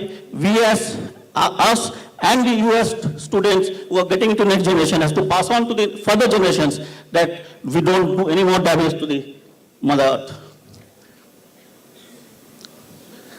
These are the threatening the world. 2030 agenda is there for sustainable goal development. All the countries, member countries came in 2015 and said that let's have an agenda which is no poverty, zero hunger, good health, quality education, all 17 points on that. What's India doing? We have an ambitious, we are moving, today we are dependent on oil and coal. We are moving towards wind and solar. And finally, we have to move towards green hydrogen. Ambitious target of government has kept of 500 gigawatts, but only we have done 179 gigawatts. Power production is expected to grow by around 5%, and renewables need to come by 44%. But as on date, we are only 3.6%. So that means that there is huge potential for the India industry to take the lead in global sustainable effect. There is scope for all of us who are in education to take this up. And also this will require high scope of innovation and capital investment. The green hydrogen is not cheap. It's very, very costly at this point. Countries are working on to develop that green hydrogen. Many of these ocean liners, the international ocean liners, have mandated themselves, committed themselves to have certain percentage of their movement, ocean container movements, to green hydrogen in next 10 years. There are many net zero commitments which companies have done.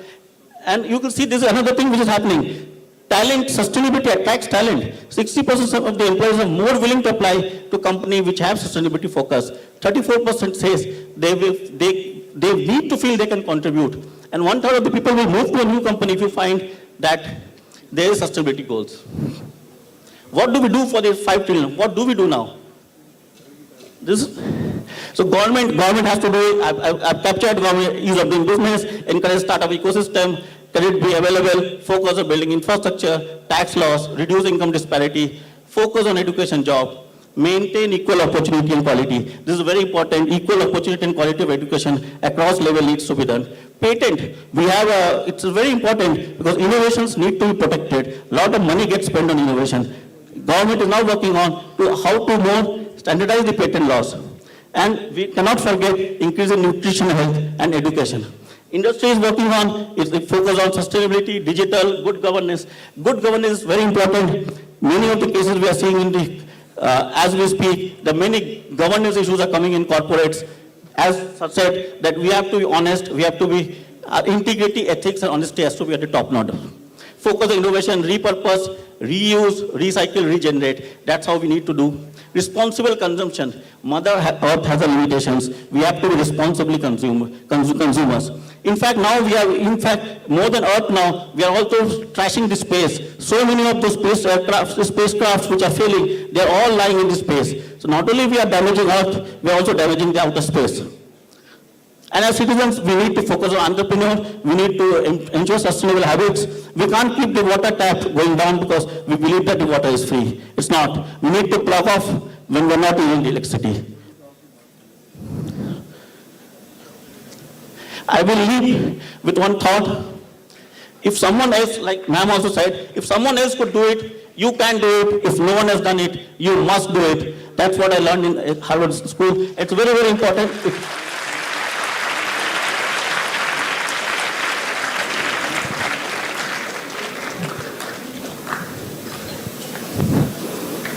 I will just leave with you 30 seconds, AV, on what our company is doing.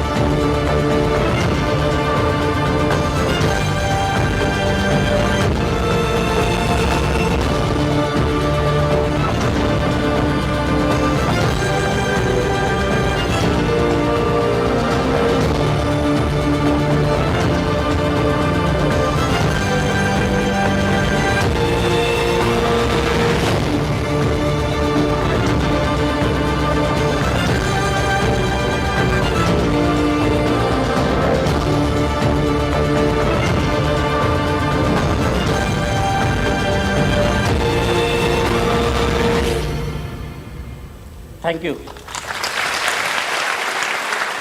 Thank you, Mr. Kaur, for your incisive, deep, and thought-provoking deliberation on how we could move ahead, syncing ourselves with the world geopolitical system. Thank you. Thank you so much. Thank you, audience.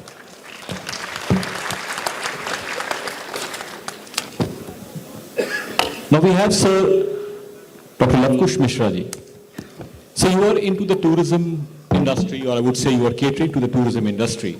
And of course, tourism is playing, as Sir said, the alone Ram Mandir alone can generate a huge amount of economic growth for our country. How do you see India moving ahead, not only in tourism, but also in other areas, and what possible challenges you see and the solutions? Sir.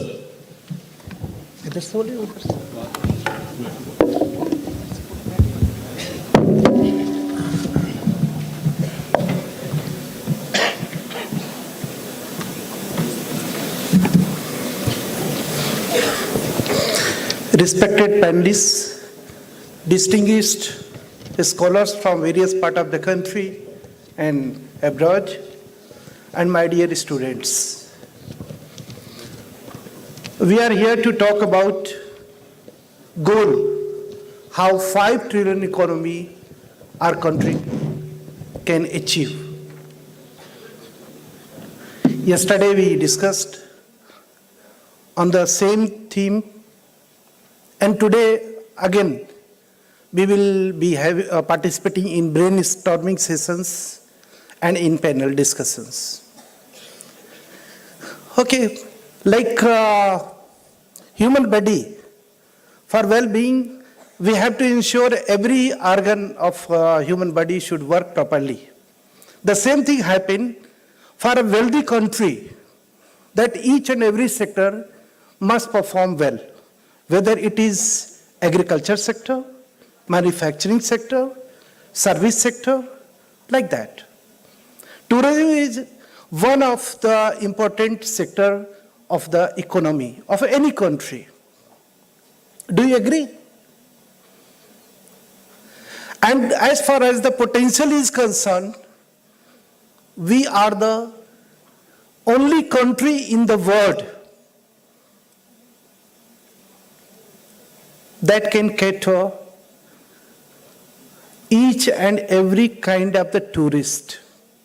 That's why the India is called land of every region and every season. But unfortunately,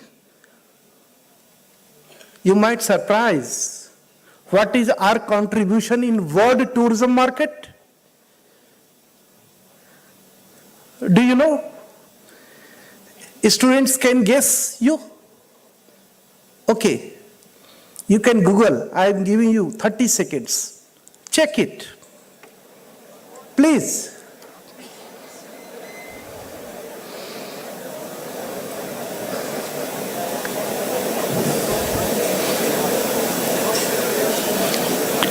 India's share in world tourism market.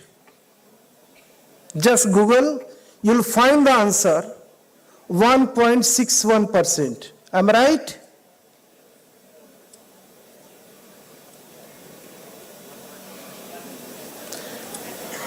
Is it true? हाथ उठाइए, किन्होंने देख लिया? Okay, US dollar नहीं, percentage की बात मैंने बेटा करी है, 1.61%. वर्ल्ड में 11th पोजीशन है. First is USA with share of 11.9%, approx 12%. This is the answer of every question related with the tourism and hospitality. What you have in one sentence. I am coming to the point. If you see the country, geography of the country, our country, India, you'll find each and every kind of the tourism products available in the country. Right from northern part of the country, you'll find the lofty mountains covered with snow. Go to south, you'll find ocean, vast ocean. Northeastern part of the country is having dense forest, and western part of the country has vast desert area. In between, you'll find every kind of the things, food, palaces, and everything is there. Every kind of the tourism product we are having. But what we are lacking is, what is the reason, main reason behind this meager share in world tourism market is our mindset. Only our mindset. I'm not talking about the infrastructure. If we are having willpower, we have good mindset, we can develop infrastructure. Another, I would like to highlight one thing. SBI reports related with the Lord Ram temple, recently inaugurated on 22nd January. And another global events, you see, happenings on global level, which was much discussed in Abu Dhabi. What? Again, our Prime Minister inaugurated temple in Abu Dhabi. It's not inaugural of a temple, simply. It's not inauguration of, you see, any monument or any industry. It is not related with the religion. If you talk about this happening, incidents happening on global level, it's totally economic affair. Totally. Kaise? You see, earlier Arab countries, they were of the opinion that there should not be any temple. Even they were not allowing the person worshipping in public area. फिर क्या ऐसा हुआ, रातों रात धर्म में कोई धर्मगुरु तो आया नहीं कि भी ठीक है अब आप मंदिर में पूजा कर सकते हैं, मंदिर बना सकते हैं. रिसेंटली अरब में एक और घटना हुई, वाइन शॉप एम्बेसडर्स के लिए एम्बेसी में से रिलेटेड पीपल को अलाउ किया गया. Driving for women they allowed. So see what happening around the world and why happening. You'll find the answer. Because the whole, if you go inside the economy, various kind of the economy on global level, you find there are 6-7 types of the economy. African economy is based on minerals. Arab economy based on petroleums. USA and Europe, knowledge-based economy. Like a country like Japan, Korea, other things, they are manufacturer as well as technology-based. They are having economy. India, agriculture economy as well as manufacturing. And now, defense export is quite good. So we can say that we are moving ahead with the technology also. Japan, again, manufacturing and technology. If whole the world will shift from petroleum to traditional petroleum to alternate kind of energy, what will happen to the economy of Arab countries?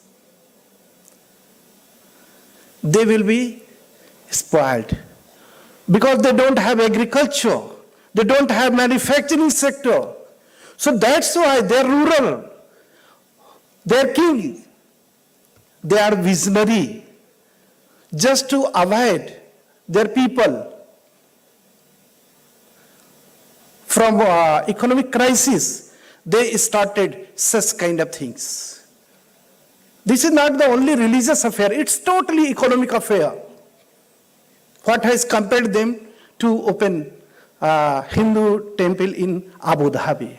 And you'll find another temple very recently in other part of the Arab. They see market, India, having more than 100 crores population, Sanatani, means potential customer for temple. And those who are working in their country, they will be, of course, be customer for them. And what I said in earlier my remarks, that our mindset is problem, our mindset is the challenge for Indian industry, Indian tourism industry especially. You remember the things, what a viral photograph during Kumbh Fair. एक hoarding थी जिसमें मोदी जी और योगी जी की photo लगी हुई थी, उसके नीचे कूड़ा बीनने वाले लड़के थे, बैठे हुए थे. वो फोटो पूरे वर्ल्ड में वायरल की गई. टीवी पे डिबेट हुआ कि साहब 4,000 crore rupees are being spent on Kumbh Fair. Though there is so much poverty. Prayagraj, when the name was changed from Allahabad to Prayagraj, even we people started shouting and discussing on Facebook and other social media that, oh, we want implement, not change of the name of any city. But you see, CII reports, you can check on Google, Confederation of Indian Industries. They revealed the fact, it's not a government body. They revealed in their report that Kumbh Fair generated economy of 1.2 lakh crore rupees. ऐसे कौन सी business है जो 4,000 करोड़ लगाइए और 1,20,000 करोड़ की economy create करे, generate करे? लेकिन हमारी नासमझी माइंडसेट कि we are the secular, so we don't want to change my name of any city. Secularism को गलत तरीके से डिफाइन किया गया और हमें उन माने किट्स जो टूल किट होते हैं उनका हिस्सा बनते हैं गलत नैरेटिव सेट करने में. इवन सी राम मंदिर, what happened? People were discussing on television कि वहां अस्पताल बना दिया जाए, वहां स्कूल खोल दिया जाए, वहां ये कर दिया जाए. कुछ चीजें तो ऐसी हैं मेरे पब्लिक प्लेटफॉर्म से नाम भी नहीं ले सकता. आप सोचिए, average 2 lakhs people are visiting that Ayodhya. 2 lakhs people. What kind of the revenue they are generating? What kind of the employment they are providing? And if you talk about the tourism and other things like IT sector, in IT sectors, you can create the job majority for the skilled people. While in case of tourism, you will be able to create job for every segment of the society, which is very important for populous country like India. Unskilled, semi-skilled, and skilled. All the people, kind of the people, all the segment of the society will be catered by tourism and hospitality. And if you talk about total revenue, so केवल donation जो राम मंदिर पे चढ़ा हफ्ते भर के अंदर, उससे आप एक दूसरी नई यूनिवर्सिटी खोल सकते हैं. तो just imagine what is the contribution of tourism. SBI forecasted that only Ram temple will make UP number 1, which is nowadays number 2 after Maharashtra. In within a year.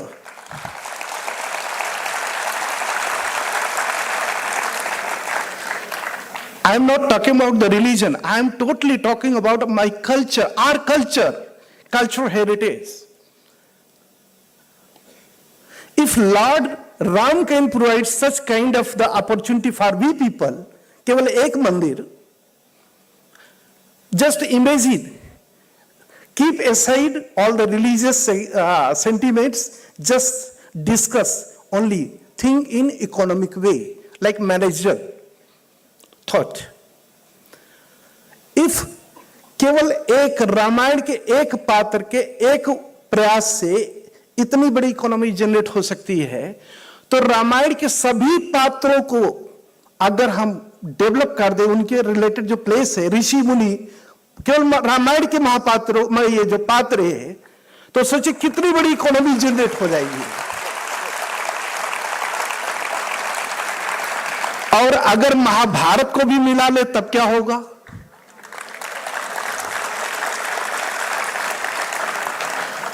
थोड़ी चर्चा महाभारत की भी कर लेते हैं. फर्रुखाबाद हमारे प्रदेश में ही है. हम में से कितने लोग जानते हैं कि फर्रुखाबाद की असली मीनिंग क्या है? नहीं, हम बताते हैं. 1714 ईस्वी में मोहम्मद खान नाम का एक युवक 26 साल का था. उसका चचेरा भाई का रियासत थी. उसको हथियाने के लिए फर्रुखसियार की सेना में भर्ती हुआ और अपने चचेरे भाई को मार करके उसकी हत्या करके वो रियासत को छीन लिया. मोहम्मदाबाद नाम से एक टाउनशिप नाम दिया. उसने बसाया नहीं, हम लोग गलत बोलते हैं. बसाना तो वो होता है जहां पूरी वेरन लैंड हो और आप कोई चीज डेवलप करें. उसने उसका नामनक्लेचर कर दिया. जब ये बात फर्रुखसियार को पता चली तो फर्रुखसियार बहुत नाराज हुआ।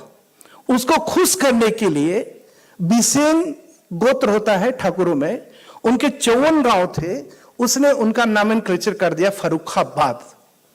This is the history of Farrukhabad, you can check on Google. That has nothing to do with all my history, all our culture. फिर अंग्रेजों का शासन आया, डिस्ट्रिक्ट कलेक्टर गजेटियन लिखा करता था, उसने उसमें फर्रुखाबाद लिखता रहा और आज भी वो फर्रुखाबाद है। If you talk about the cultural importance of that place, तो याज्ञवल्क और गार्गी का संवाद उसी स्थान पे हुआ था।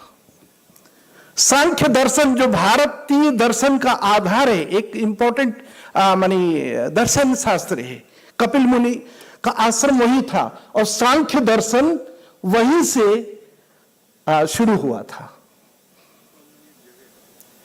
पास में कंपिलैन जगह है, कपिल मुनि का आश्रम था, वहां से 25-30 किलोमीटर के उस पे राजा द्रुपद के भाई की राजधानी थी वो। द्रौपदी और का जो स्वयंवर हुआ था, अर्जुन ने जो चक्षु भेदन किया था वहीं पे किया था। बौद्धों का प्रतिष्ठित प्लेस संकिसा पास में ही है। जो न्यू जनरेशन है उसको आपने वहां से अलग कर दिया, काट दिया। आज वो आइडेंटिटी क्राइसिस से गुजर रहा है। जब वो जॉब के लिए जाता है Farrukhabad, nobody knows Farrukhabad, what is the Farrukhabad.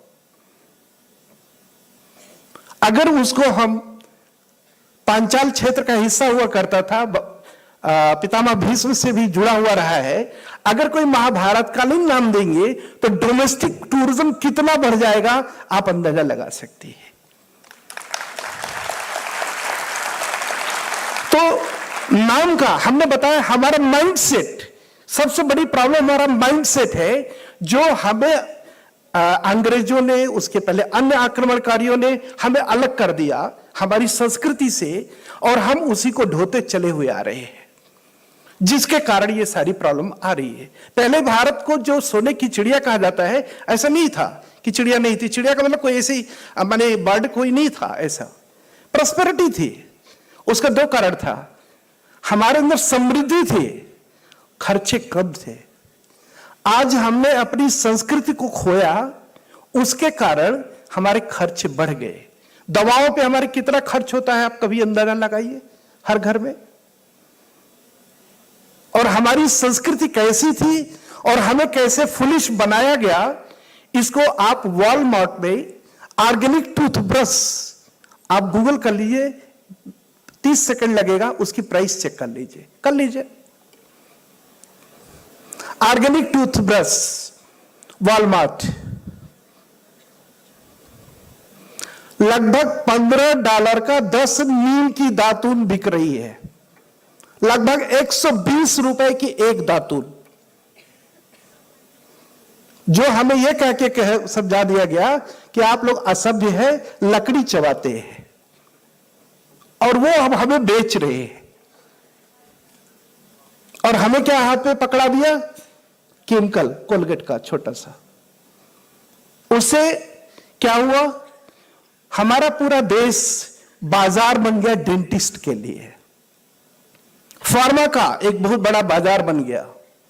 तो हमारी कमाई का आज जब फैमिली मेंबर पूरे देश को आप सोचिए कि हम अपनी कमाई का एक बहुत बड़ा हिस्सा इन सब चीजों में खर्च करते हैं, तो हमें प्रॉस्परस होने के लिए दोनों चीजें करना होगा, कमाई बढ़ानी होगी और जो खर्चे हैं हेल्थ इश्यू और अननेसेसरी उनको मिनिमाइज करना होगा। इसीलिए हमें फिर से इंडिया से भारत की ओर लौटना होगा।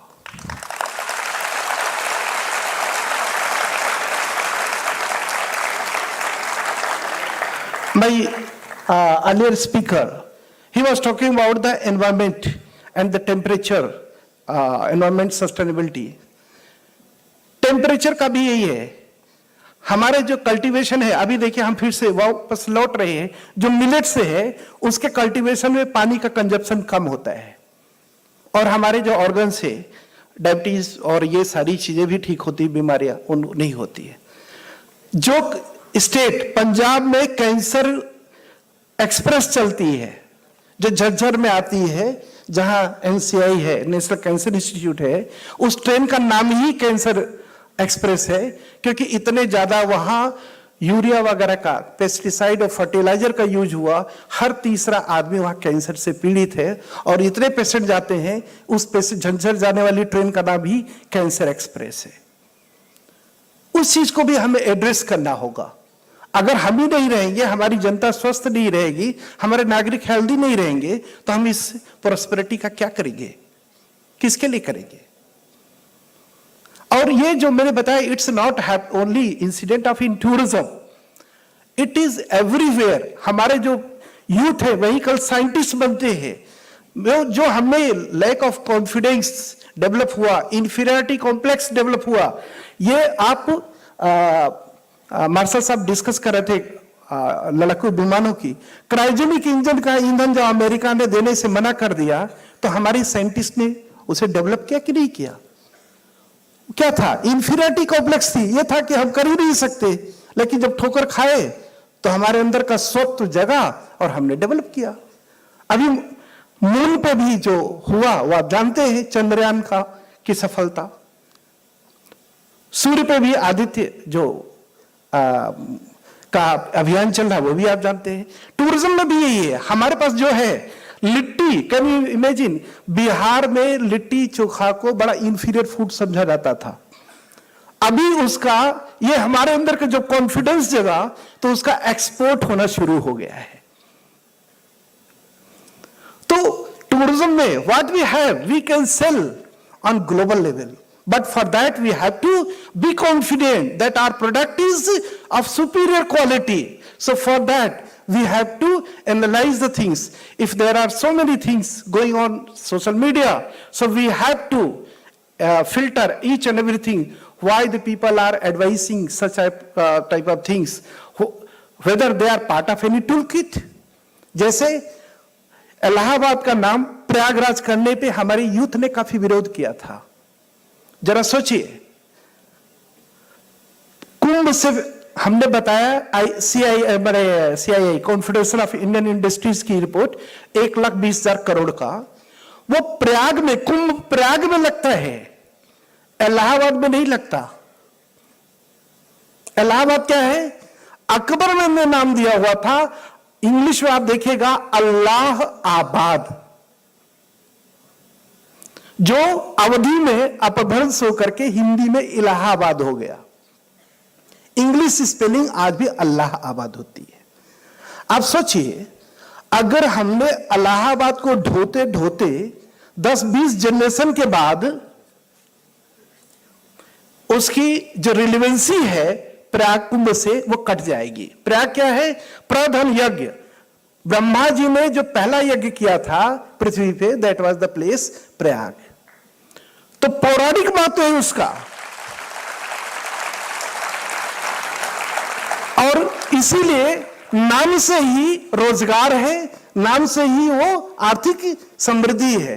What we require, what we need, हमें उस माइंडसेट से बाहर आने की जरूरत है कि हमारी जितने भी इंडियन चीजें हैं वो इंफीरियरिटी को माने क्वालिटी, इंफीरियर क्वालिटी की है, उस माइंडसेट से निकलने की जरूरत है। So we have bright future for the tourism and hospitality in the world. Thank you, thanks a lot.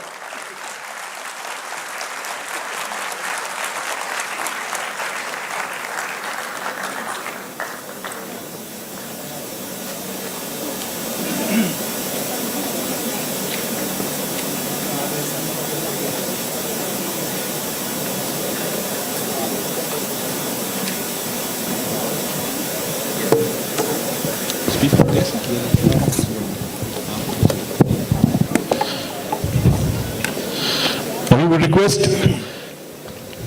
Sir Dubey to express his views briefly on the concluded topic.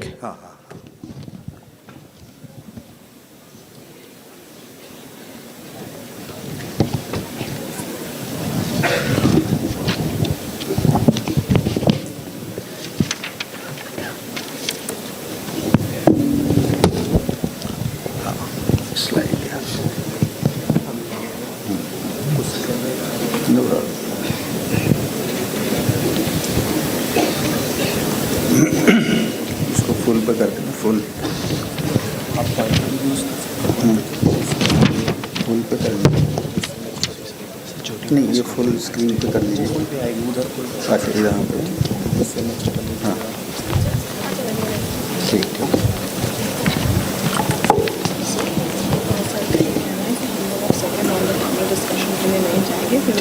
माननीय संत शिरोमणि जी, हमारे अग्रज और बहुत ही senior panelist doctor Vajpayee ji, अपने संपूर्ण परिवार के साथ डॉक्टर मिश्रा जी, डॉक्टर अनिल वाजपेयी जी, संजय जी, लोकुश जी, डॉक्टर त्रिवेदी, हमारे उपस्थित डॉक्टर भगवान, डॉक्टर भदौरिया और अन्य बहुत सारे सम्मानित फैकल्टी के लोग, और सबसे महत्वपूर्ण जो हमारी $5 ट्रिलियन इकोनॉमी को आगे बढ़ाने के लिए उद्यत इंजन है, उनका सबसे अधिक सम्मान करते हुए आज अपनी वार्तालाप को हम थोड़ा सा एक अलग मार्ग में ले जाना चाहेंगे। आपके सामने अभी बहुत सारे देखा जाए तो विकल्प आए हैं। क्या विकल्प आए हैं कि ये करिए तो ऐसा होगा, और पिछले अनादिकाल से किस तरह से हमारे ऋषियों मुनियों ने, वैज्ञानिकों ने या और अन्य पूर्वजों ने हमारी संस्कृति को विश्व में अद्वितीय बनाने का जो प्रयास किया, उसका संपूर्ण उदाहरण और सबसे सशक्त जो प्रमाण है वो ये है कि हजारों साल के बाद भी आज आप यहाँ पे अपनी संस्कृति में भरपूर आनंद लेते हुए उस शक्ति का अनुभव कर रहे हैं। इस आज की जो ग्लोबल कॉन्फ्रेंस है, डॉक्टर साहब ने और सभी लोगों ने मिलकर हम लोगों को एक को पार्टनर भी बनाया, तो इन्होंने हमारा दायित्व बढ़ा दिया। डॉक्टर साहब, आपको बहुत बहुत धन्यवाद, आपने इस सौभाग्य से हम लोगों को अलंकृत किया। तो थोड़ा सा मैं इसको आगे बढ़ाते हुए ये मैंने विषय रखा है एन इवोल्यूशन इन मेकिंग। तो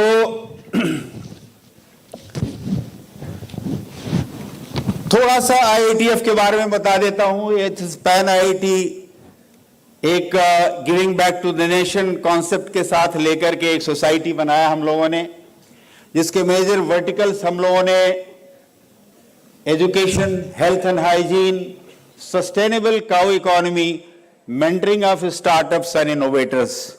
Probably this is very important, for today's topic on which we have been deliberating and our elders have putting their views.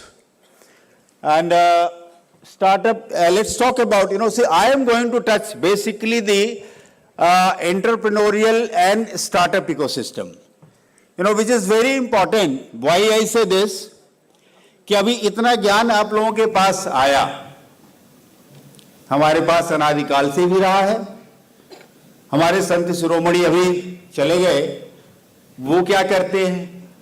वो भी एक जप तप प्रयास करते हैं। अब इसके बारे में ज्यादा खोल करके अभी बताने का समय नहीं है, लेकिन एक छोटी सी श्लोक आपको बताऊंगा, दो। पहला तो पुस्तकेश या विद्या पर हस्तगदेश यद धनम, इसका क्या मतलब होता है? कोई बताना चाहेगा? पहले वाला छोड़ दें, दूसरा समझ में आए। पर हस्तगदेश यद धनम मतलब यदि पैसा है लेकिन वो दूसरे के हाथ में है, उसका आपको कुछ फायदा होगा क्या? नहीं होगा ना। उसी तरीके से पुस्तकेश या विद्या, जितनी पुस्तकें हैं, जितना ज्ञान हम लोगों ने आज प्राप्त किया, उसको एज इट इज लेकर के स्टोर कर दिया तो कुछ फायदा होगा क्या? नहीं होगा ना। मोदी जी बैठ करके इतना बढ़िया सारी चीजें बताते रहे, लेकिन अगर हम लोग कुछ करेंगे नहीं, क्या देश बन जाएगा $5 ट्रिलियन इकोनॉमी? नहीं बनेगा ना। इसलिए क्या कहते हैं कि इनोवेटिव माइंड होना चाहिए, और इसमें हमारे ऋषियों ने एक और चीज कही है, आनो भद्राः क्रतवो यन्तु विश्व जितनी अच्छी सी अच्छी चीजें हैं सबका हम स्वागत करते हैं, हमारे अंदर आकर के समाहित हों, हर दिशा से, हर क्रम से, और हर प्रकार की जितनी अच्छी चीजें हैं वो आकर के समाहित हों और उसका हम उपयोग करें। अब देखिए, हमारे ऋषि मुनि जो हैं वो सबसे बड़े इनोवेटर रहे हैं। कोई बता सकता है कि क्यों? मान लीजिए, जिसने गायत्री मंत्र का निर्माण किया, जिसको मंत्र दृष्टा बोलते थे, how he was an innovator? Can anybody से? ओके, मैं एक बात बताता हूं, इनोवेटर क्या? अच्छा, प्लीज।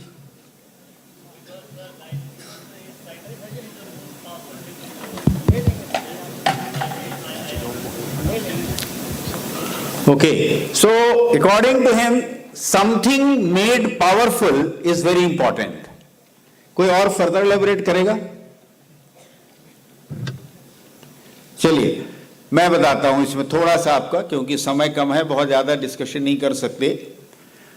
इनोवेशन एक ऐसी चीज है, इसकी एक और परिभाषा मैं देता हूं। जब हम लोग दीप ज्योति जलाते हैं तो एक मंत्र पढ़ते हैं, शुभ। मैं उसी की इनोवेशन की परिभाषा से उसको मैं जोड़ रहा हूं, क्योंकि वही चीज उसमें भी समाहित है। शुभम करोति कल्याणम, आरोग्यम धन संपदा, शत्रु बुद्धि विनाशाय दीप ज्योतिर नमोस्तुते। इनोवेशन उसको कहते हैं जो शुभकारी हो। कल्याणम, जो सबके लिए लाभप्रद हो। आरोग्यम, जो वेलनेस क्रिएट करे, लोगों के अंदर अच्छी भावनाओं को क्रिएट करे, स्वास्थ्य को क्रिएट करे। धन संपदा, कमर्शियली वायबल हो, इकोनॉमिक हो, जिससे आप पैसा कमा सकें। शत्रु बुद्धि विनाशाय, इसका क्या मतलब हुआ? Beat the competition. It should beat the competition. Innovation should be such that only you can evaluate and earn money out of it. It should be so. Now let me come back कि गायत्री मंत्र का, जैसे मैंने बोला, how it is the best, one of the innovations. I don't say best, or we are not going to classify it, but what I am trying to say कि गायत्री मंत्र को बनाने वाले जो ऋषि मुनि थे वो सबसे बड़े इनोवेटर कैसे थे? हमारे ऋषि मुनि इनोवेटर्स कैसे थे? दे वर टेक्नोक्रेट्स, मंत्र दृष्टा। शब्दों का, ध्वनि का जो संचय होता है, उसका प्रयोग किस क्रम में, किस प्रकार से किया जाए कि एक इफेक्टिव और रिजल्ट दे सके। गायत्री मंत्र का आप जाप करते हैं तो किस भाव को आपके अंदर जो मशीनें लगी हुई हैं, जो सारे सिस्टम्स काम कर रहे हैं, उनको प्रभावित करने का, कंट्रोल करने का जो एक यंत्र है, वो यंत्र न कहकर के मंत्र कहा गया, क्योंकि आपका मन जो है, आपकी जो भावना है, वो उसको संचालित करती है और वो समय काल परिस्थिति के परे है। Competition it is beating the competition, it is giving you the well being, it is creating with respect to time. अनादिकाल से, कब से बना हुआ, आज भी ये वैलिड है। This is the ideal innovation. So moving forward, I would say, to just try to build in your mind that innovation is one of the most important things which can lead the country to $5 trillion economy, and you guys must work hard to be innovative. कहना बड़ा आसान है, लेकिन innovative कैसे होंगे थोड़ा उसके बारे में मैं बताऊंगा. So this is the you must have seen the statistics. I need not further elaborate this. So there has been exponential growth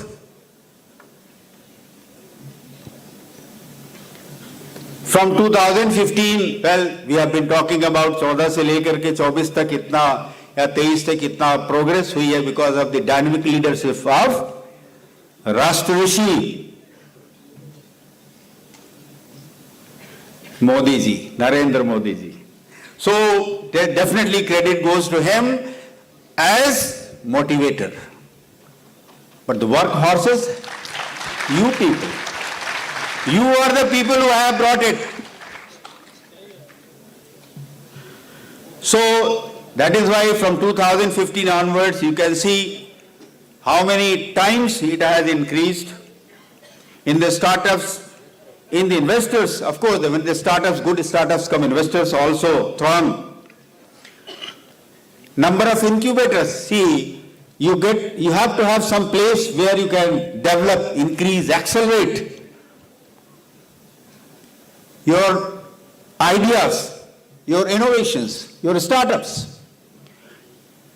So the good incubators also have increased because of that only. And this is just how the innovators, startups in different segments, in different years. See, again, it has risen. And now let us look at, in what segment? Real estate, clean tech, and till the e-commerce. E-commerce has been leading. लोगों को पैसा समझ में आता है और पैसा सबसे कम खर्च हो इसके ऊपर लोगों का सबसे ज्यादा ध्यान जाता है. So what does it mean as an innovator? What you should think? Can I ask this question? This shows that which sector किस तरह से ग्रोथ हुई, कौन सा सेक्टर बहुत ज्यादा ग्रो किया, कौन कम किया. तो आपको as an innovator, I am not talking as anybody else, as innovator what comes to your mind? I want two different types of answers. Can somebody answer? Please. Okay, so let me tell. One is, let's say, what is the lowest? Real estate. What does it mean? And then e-commerce is the highest. Let's say only two we consider. Don't get into, see, as an innovator, do you see a problem as a problem? Yes or no? अरे भाई, इसमें तो कोई बड़ा सवाल नहीं है, बताओ ना. As an innovator, you see a problem as a problem? No. Okay, why?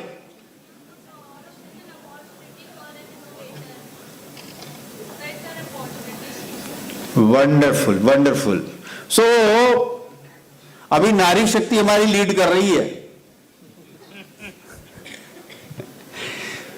This is really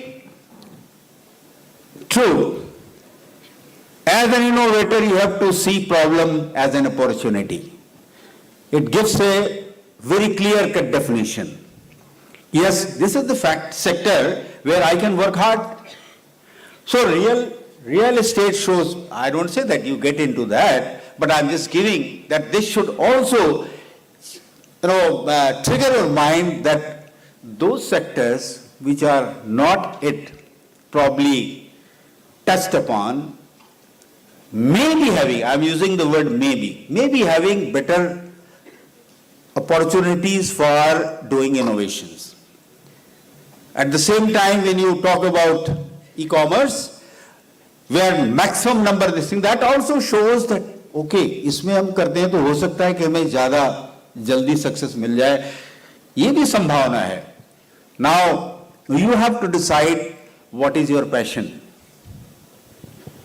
Are you really interested? हमें तो ये रियलिटी को समझ में नहीं आया. I am not interested. Somebody is extremely good at finance, so वो सोचेगा मुझे तो इसी. तो कहने का मतलब कि आपका पैशन क्या गाइड करता है. आपको पैशन को पकड़ना है, then only you can have the best of innovation. And you should never work under any kind of pressure. Your mind should be absolutely pressure free, tension free. Then only you can have the best output from your mind. So this is what this graph shows. Now, see, the economic overview, and many of us have already discussed over it that India is growing, world is growing, this and that. I will not dwell much upon this.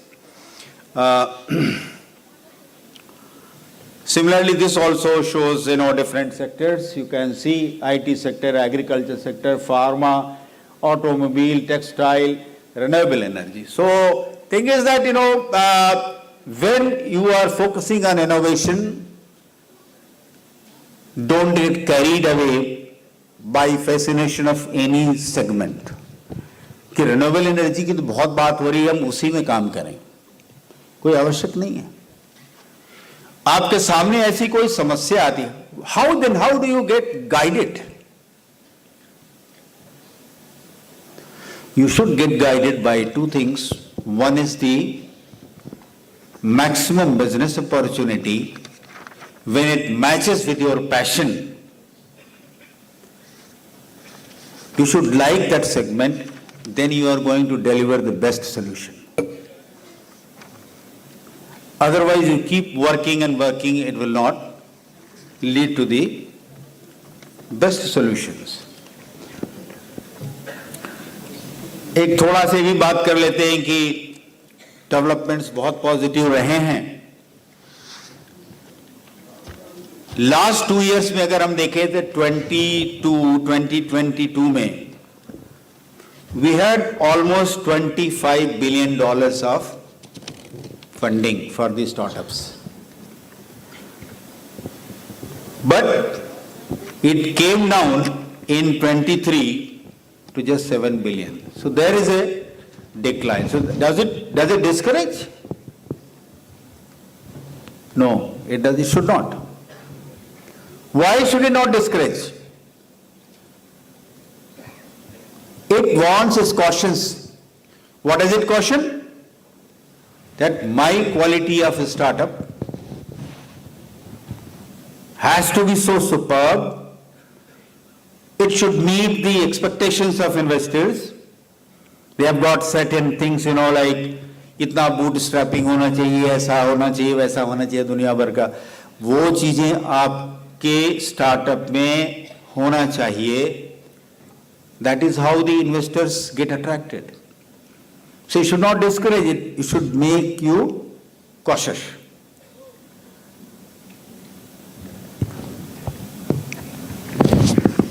So, major challenges क्या है to address the ecosystem?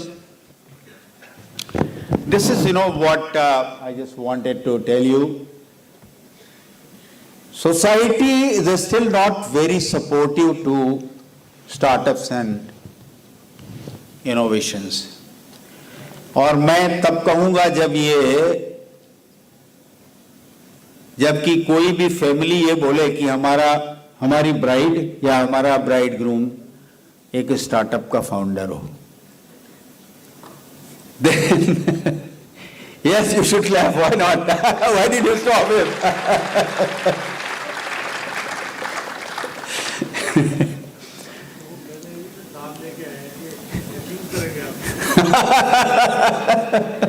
Well, so that is my, let's say, grading scale. It's very important. And facilities of ideation, we have talked so many, just closing. So many things have come, but unless you get opportunity to put your ideas, there should be good incubators where you can go and register yourself, center of excellences, prototyping labs. If you have some idea to make a product or innovation, then you should be able to make it.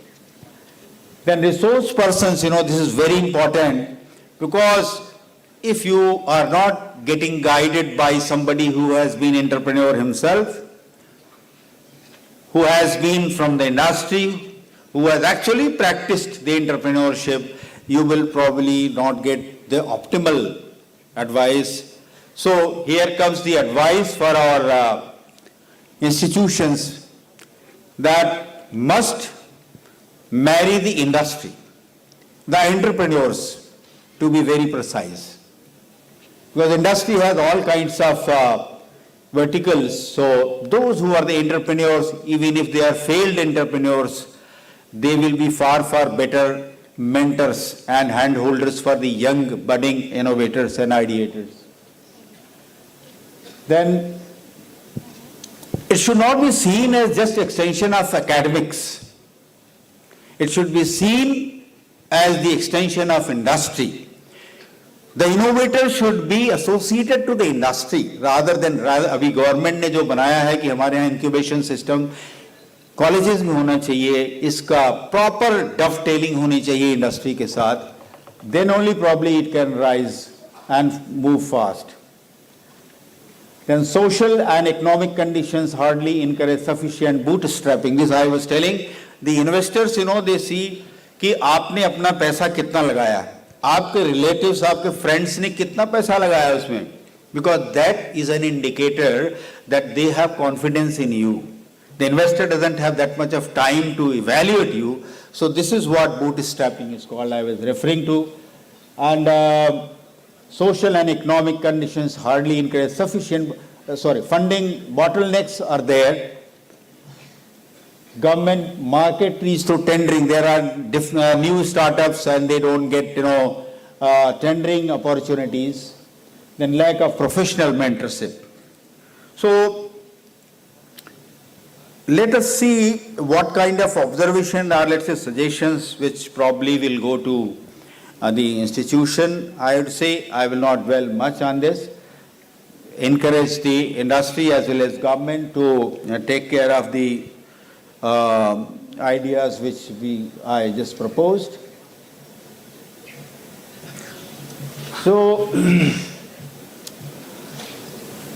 this is what I just wanted to tell all of you. And one more thing, as Professor Mishra told, Ram मंदिर से आपको कितने trillion, तो उसमें एक चीज़ और उसमें मैं जोड़ना चाहूँगा कि अगर 5 लाख लोग दर्शन करने जाते हैं तो उनका माइंड जो मॉडिफाई होता है, उनसे जो उनको जो प्राप्ति होती है, जो कैस्केडिंग इफेक्ट बिजनेस करने वालों के ऊपर आता, ये सारे के सारे ऐड करते हैं, which probably not be just 1 year, 2 year, it may be lifelong. There may be turning point in some people's mind, and this can definitely trigger much better economic contribution and GDP contribution in the long term.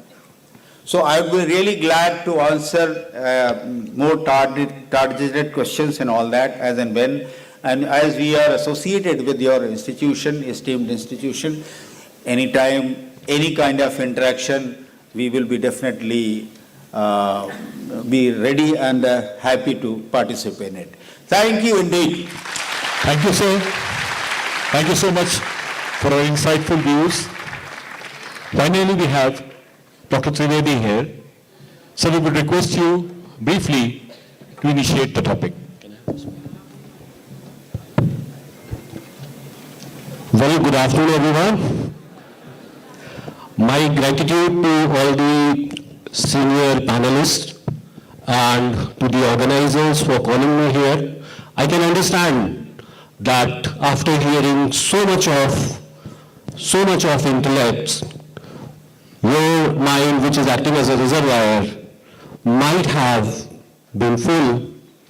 But जैसे मेरे साथ हो रहा था कि जब मैं यहाँ आया और मैंने देखा कि मुझे 8वें नंबर पर बिठाला गया है, तो मैं ये समझ गया कि मेरा नंबर आते आते सारी चीजें लगभग पूरी हो जाएंगी।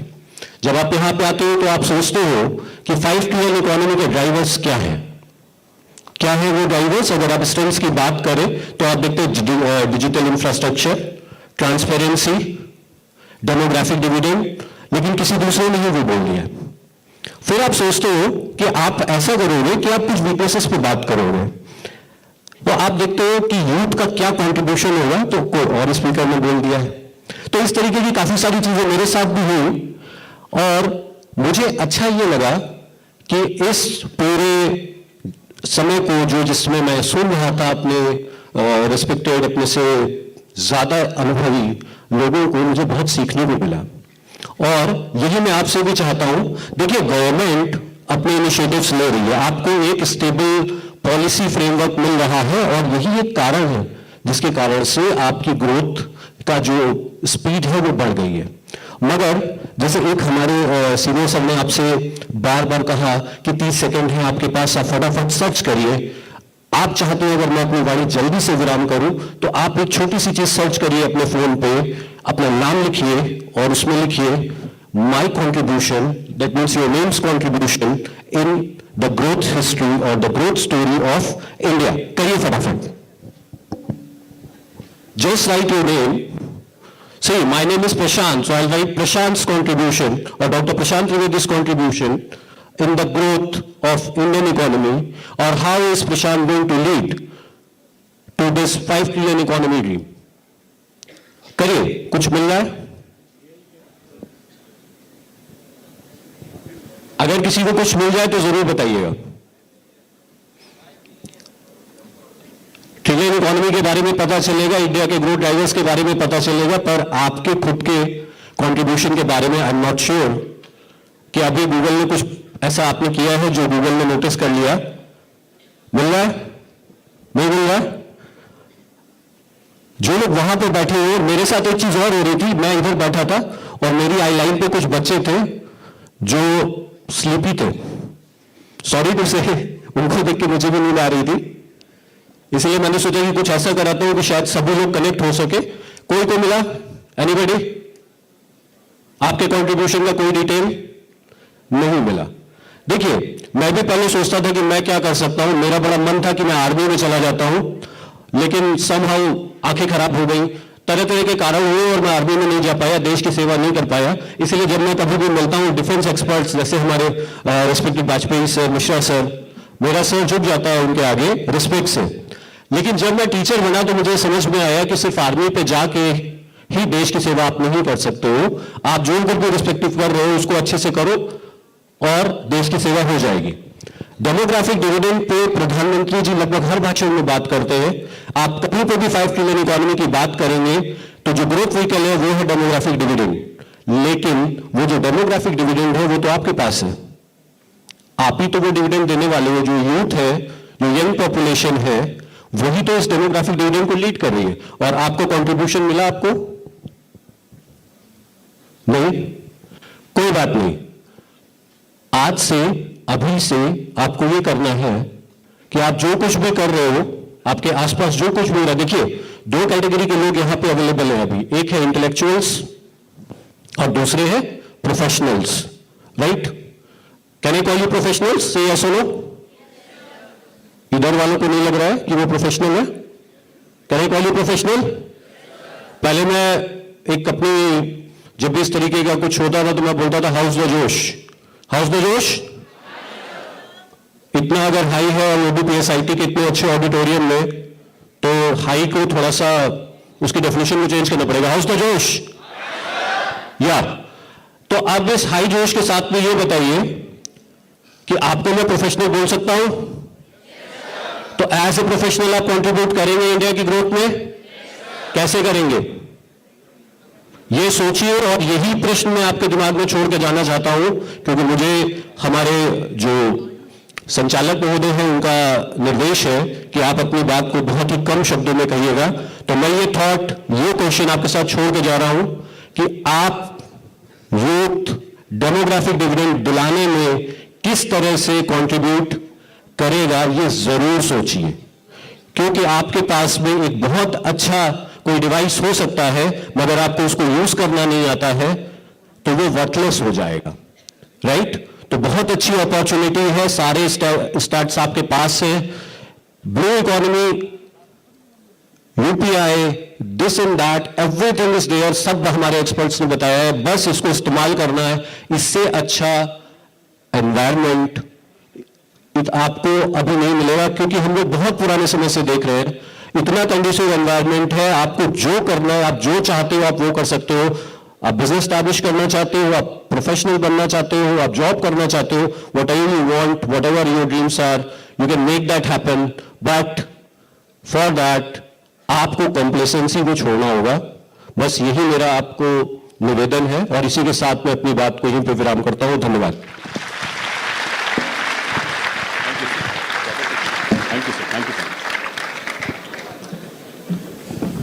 Thank you so much, sir. It was really wonderful and enriching for all of us to hear the wealth of knowledge, the wealth of experience. We have the paucity of time. So here we end our session. A big, big thank you, a small word thank you for Team PSIT CHE for giving us the opportunity to have this wonderful session where we could understand what economy is going through, how we move ahead in the economy, and I'm sure in times to come, we are going to hold many such symposiums where we are going to learn, unlearn, and again relearn. So once again, a big thank you to Director Sir, Jagwani Sir, Dean Sir, all the faculty members, Team PSIT CHE for a wonderful 2 days where we could interact, we could share. Once again, a thank you.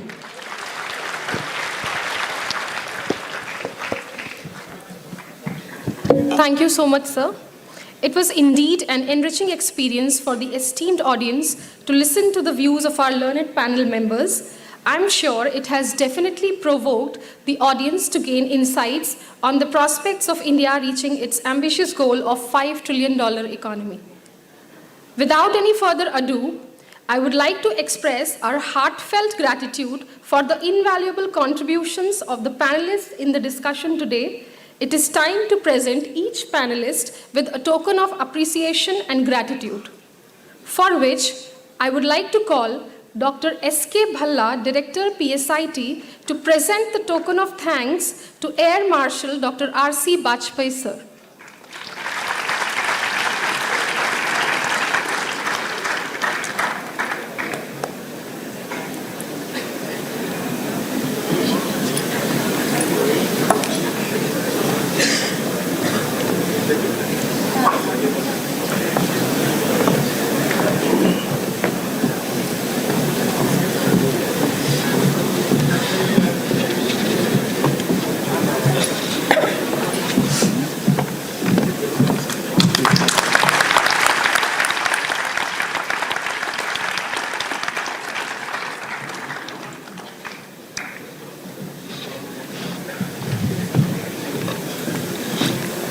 Thank you, sir. Now, I would like to call Dr. A.K. Rai, Director Pharmacy, PSIT, to present the token of thanks to Lieutenant General A.K. Mishra, sir.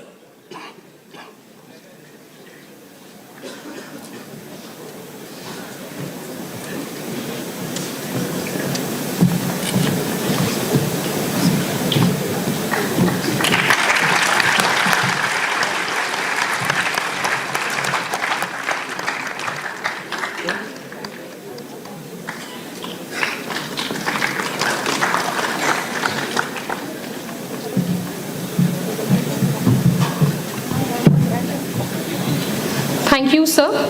Now, I would like to call Professor Dr. Bhagwan Jagwani, Director PSIT CHE, to present the token of thanks to Dr. Anil Bajpai, sir.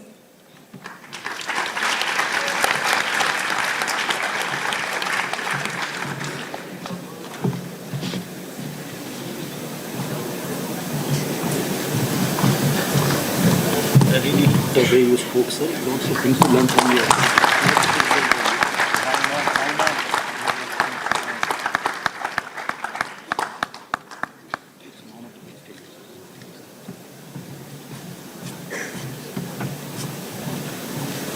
Thank you, sir. Now, I would like to call Dr. Vishal Mehta, Additional Director Academics, PSIT, to please come forward to present the token of thanks to Mr. Saurabh Kar, sir.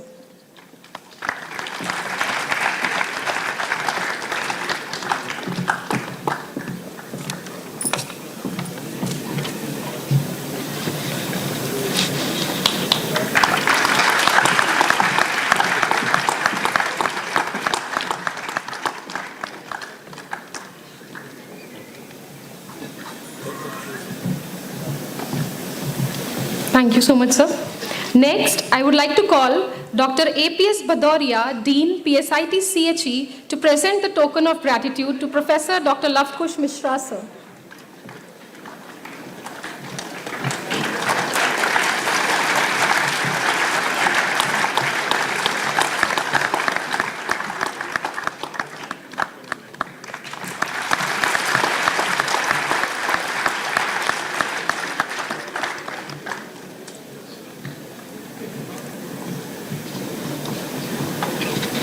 Thank you, sir.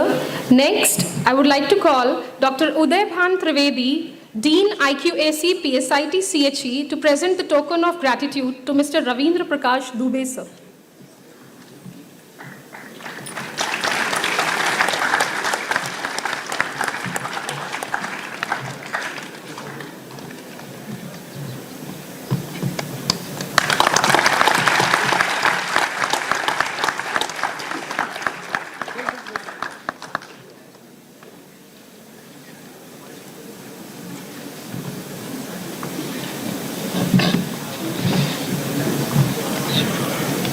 Thank you, sir.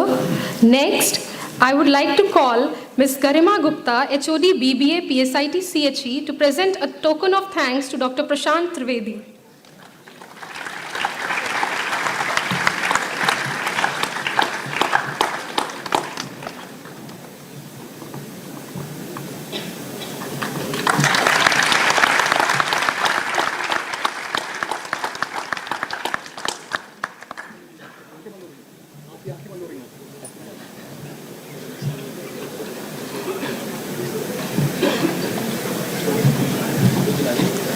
Thank you, sir and ma'am. Now, I would like to call Dr. Pragati Upadhyay, HOD BCA PSIT CHE, to present the token of thanks to Mr. Sanjay Mitra, sir.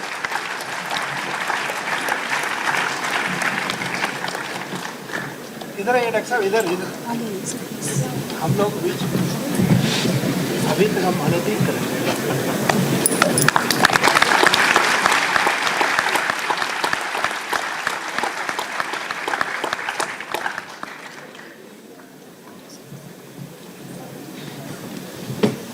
Thank you, sir and ma'am. As we draw the curtains on this enlightening panel discussion on India, a $5 trillion economy, challenges and gateways, I would like to invite Dr. Pragati Upadhyay, HOD BCA PSIT CHE, to give a formal vote of thanks for today's ceremony.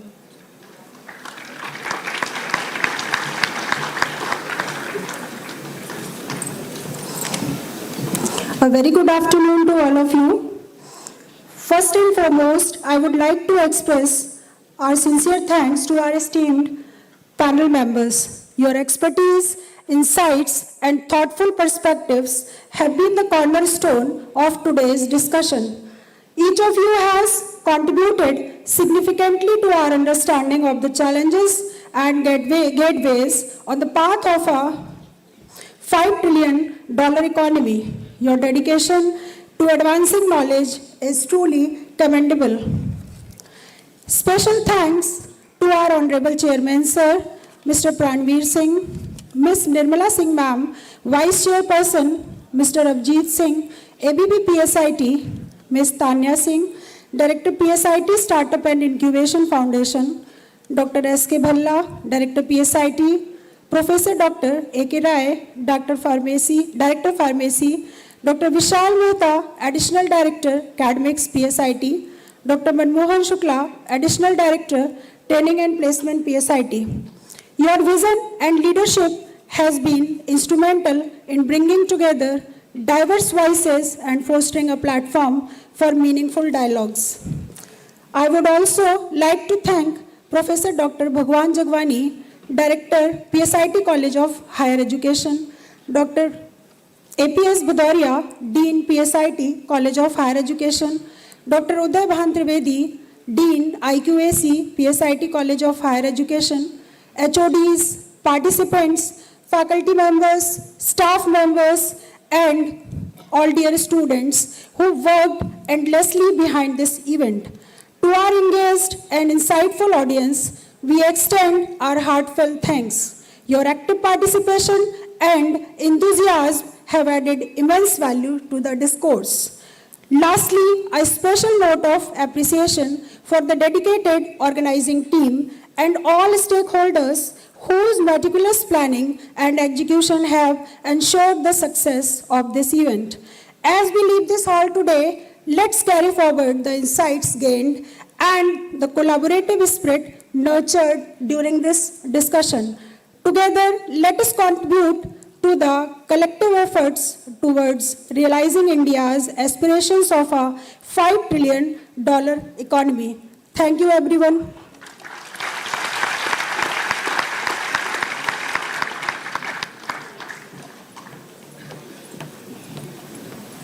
Thank you very much, ma'am. I now request the delegates to kindly move to the ground floor of this building for refreshments.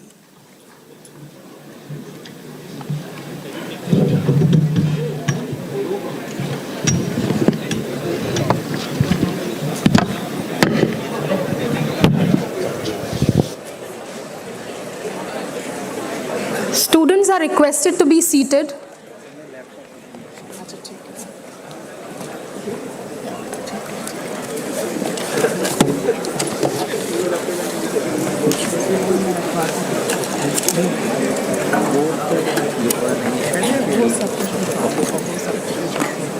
बहुत बढ़िया, अच्छा Q&A होगा। Thank you, sir. नमस्कार, आपका lunch. आइए, sir.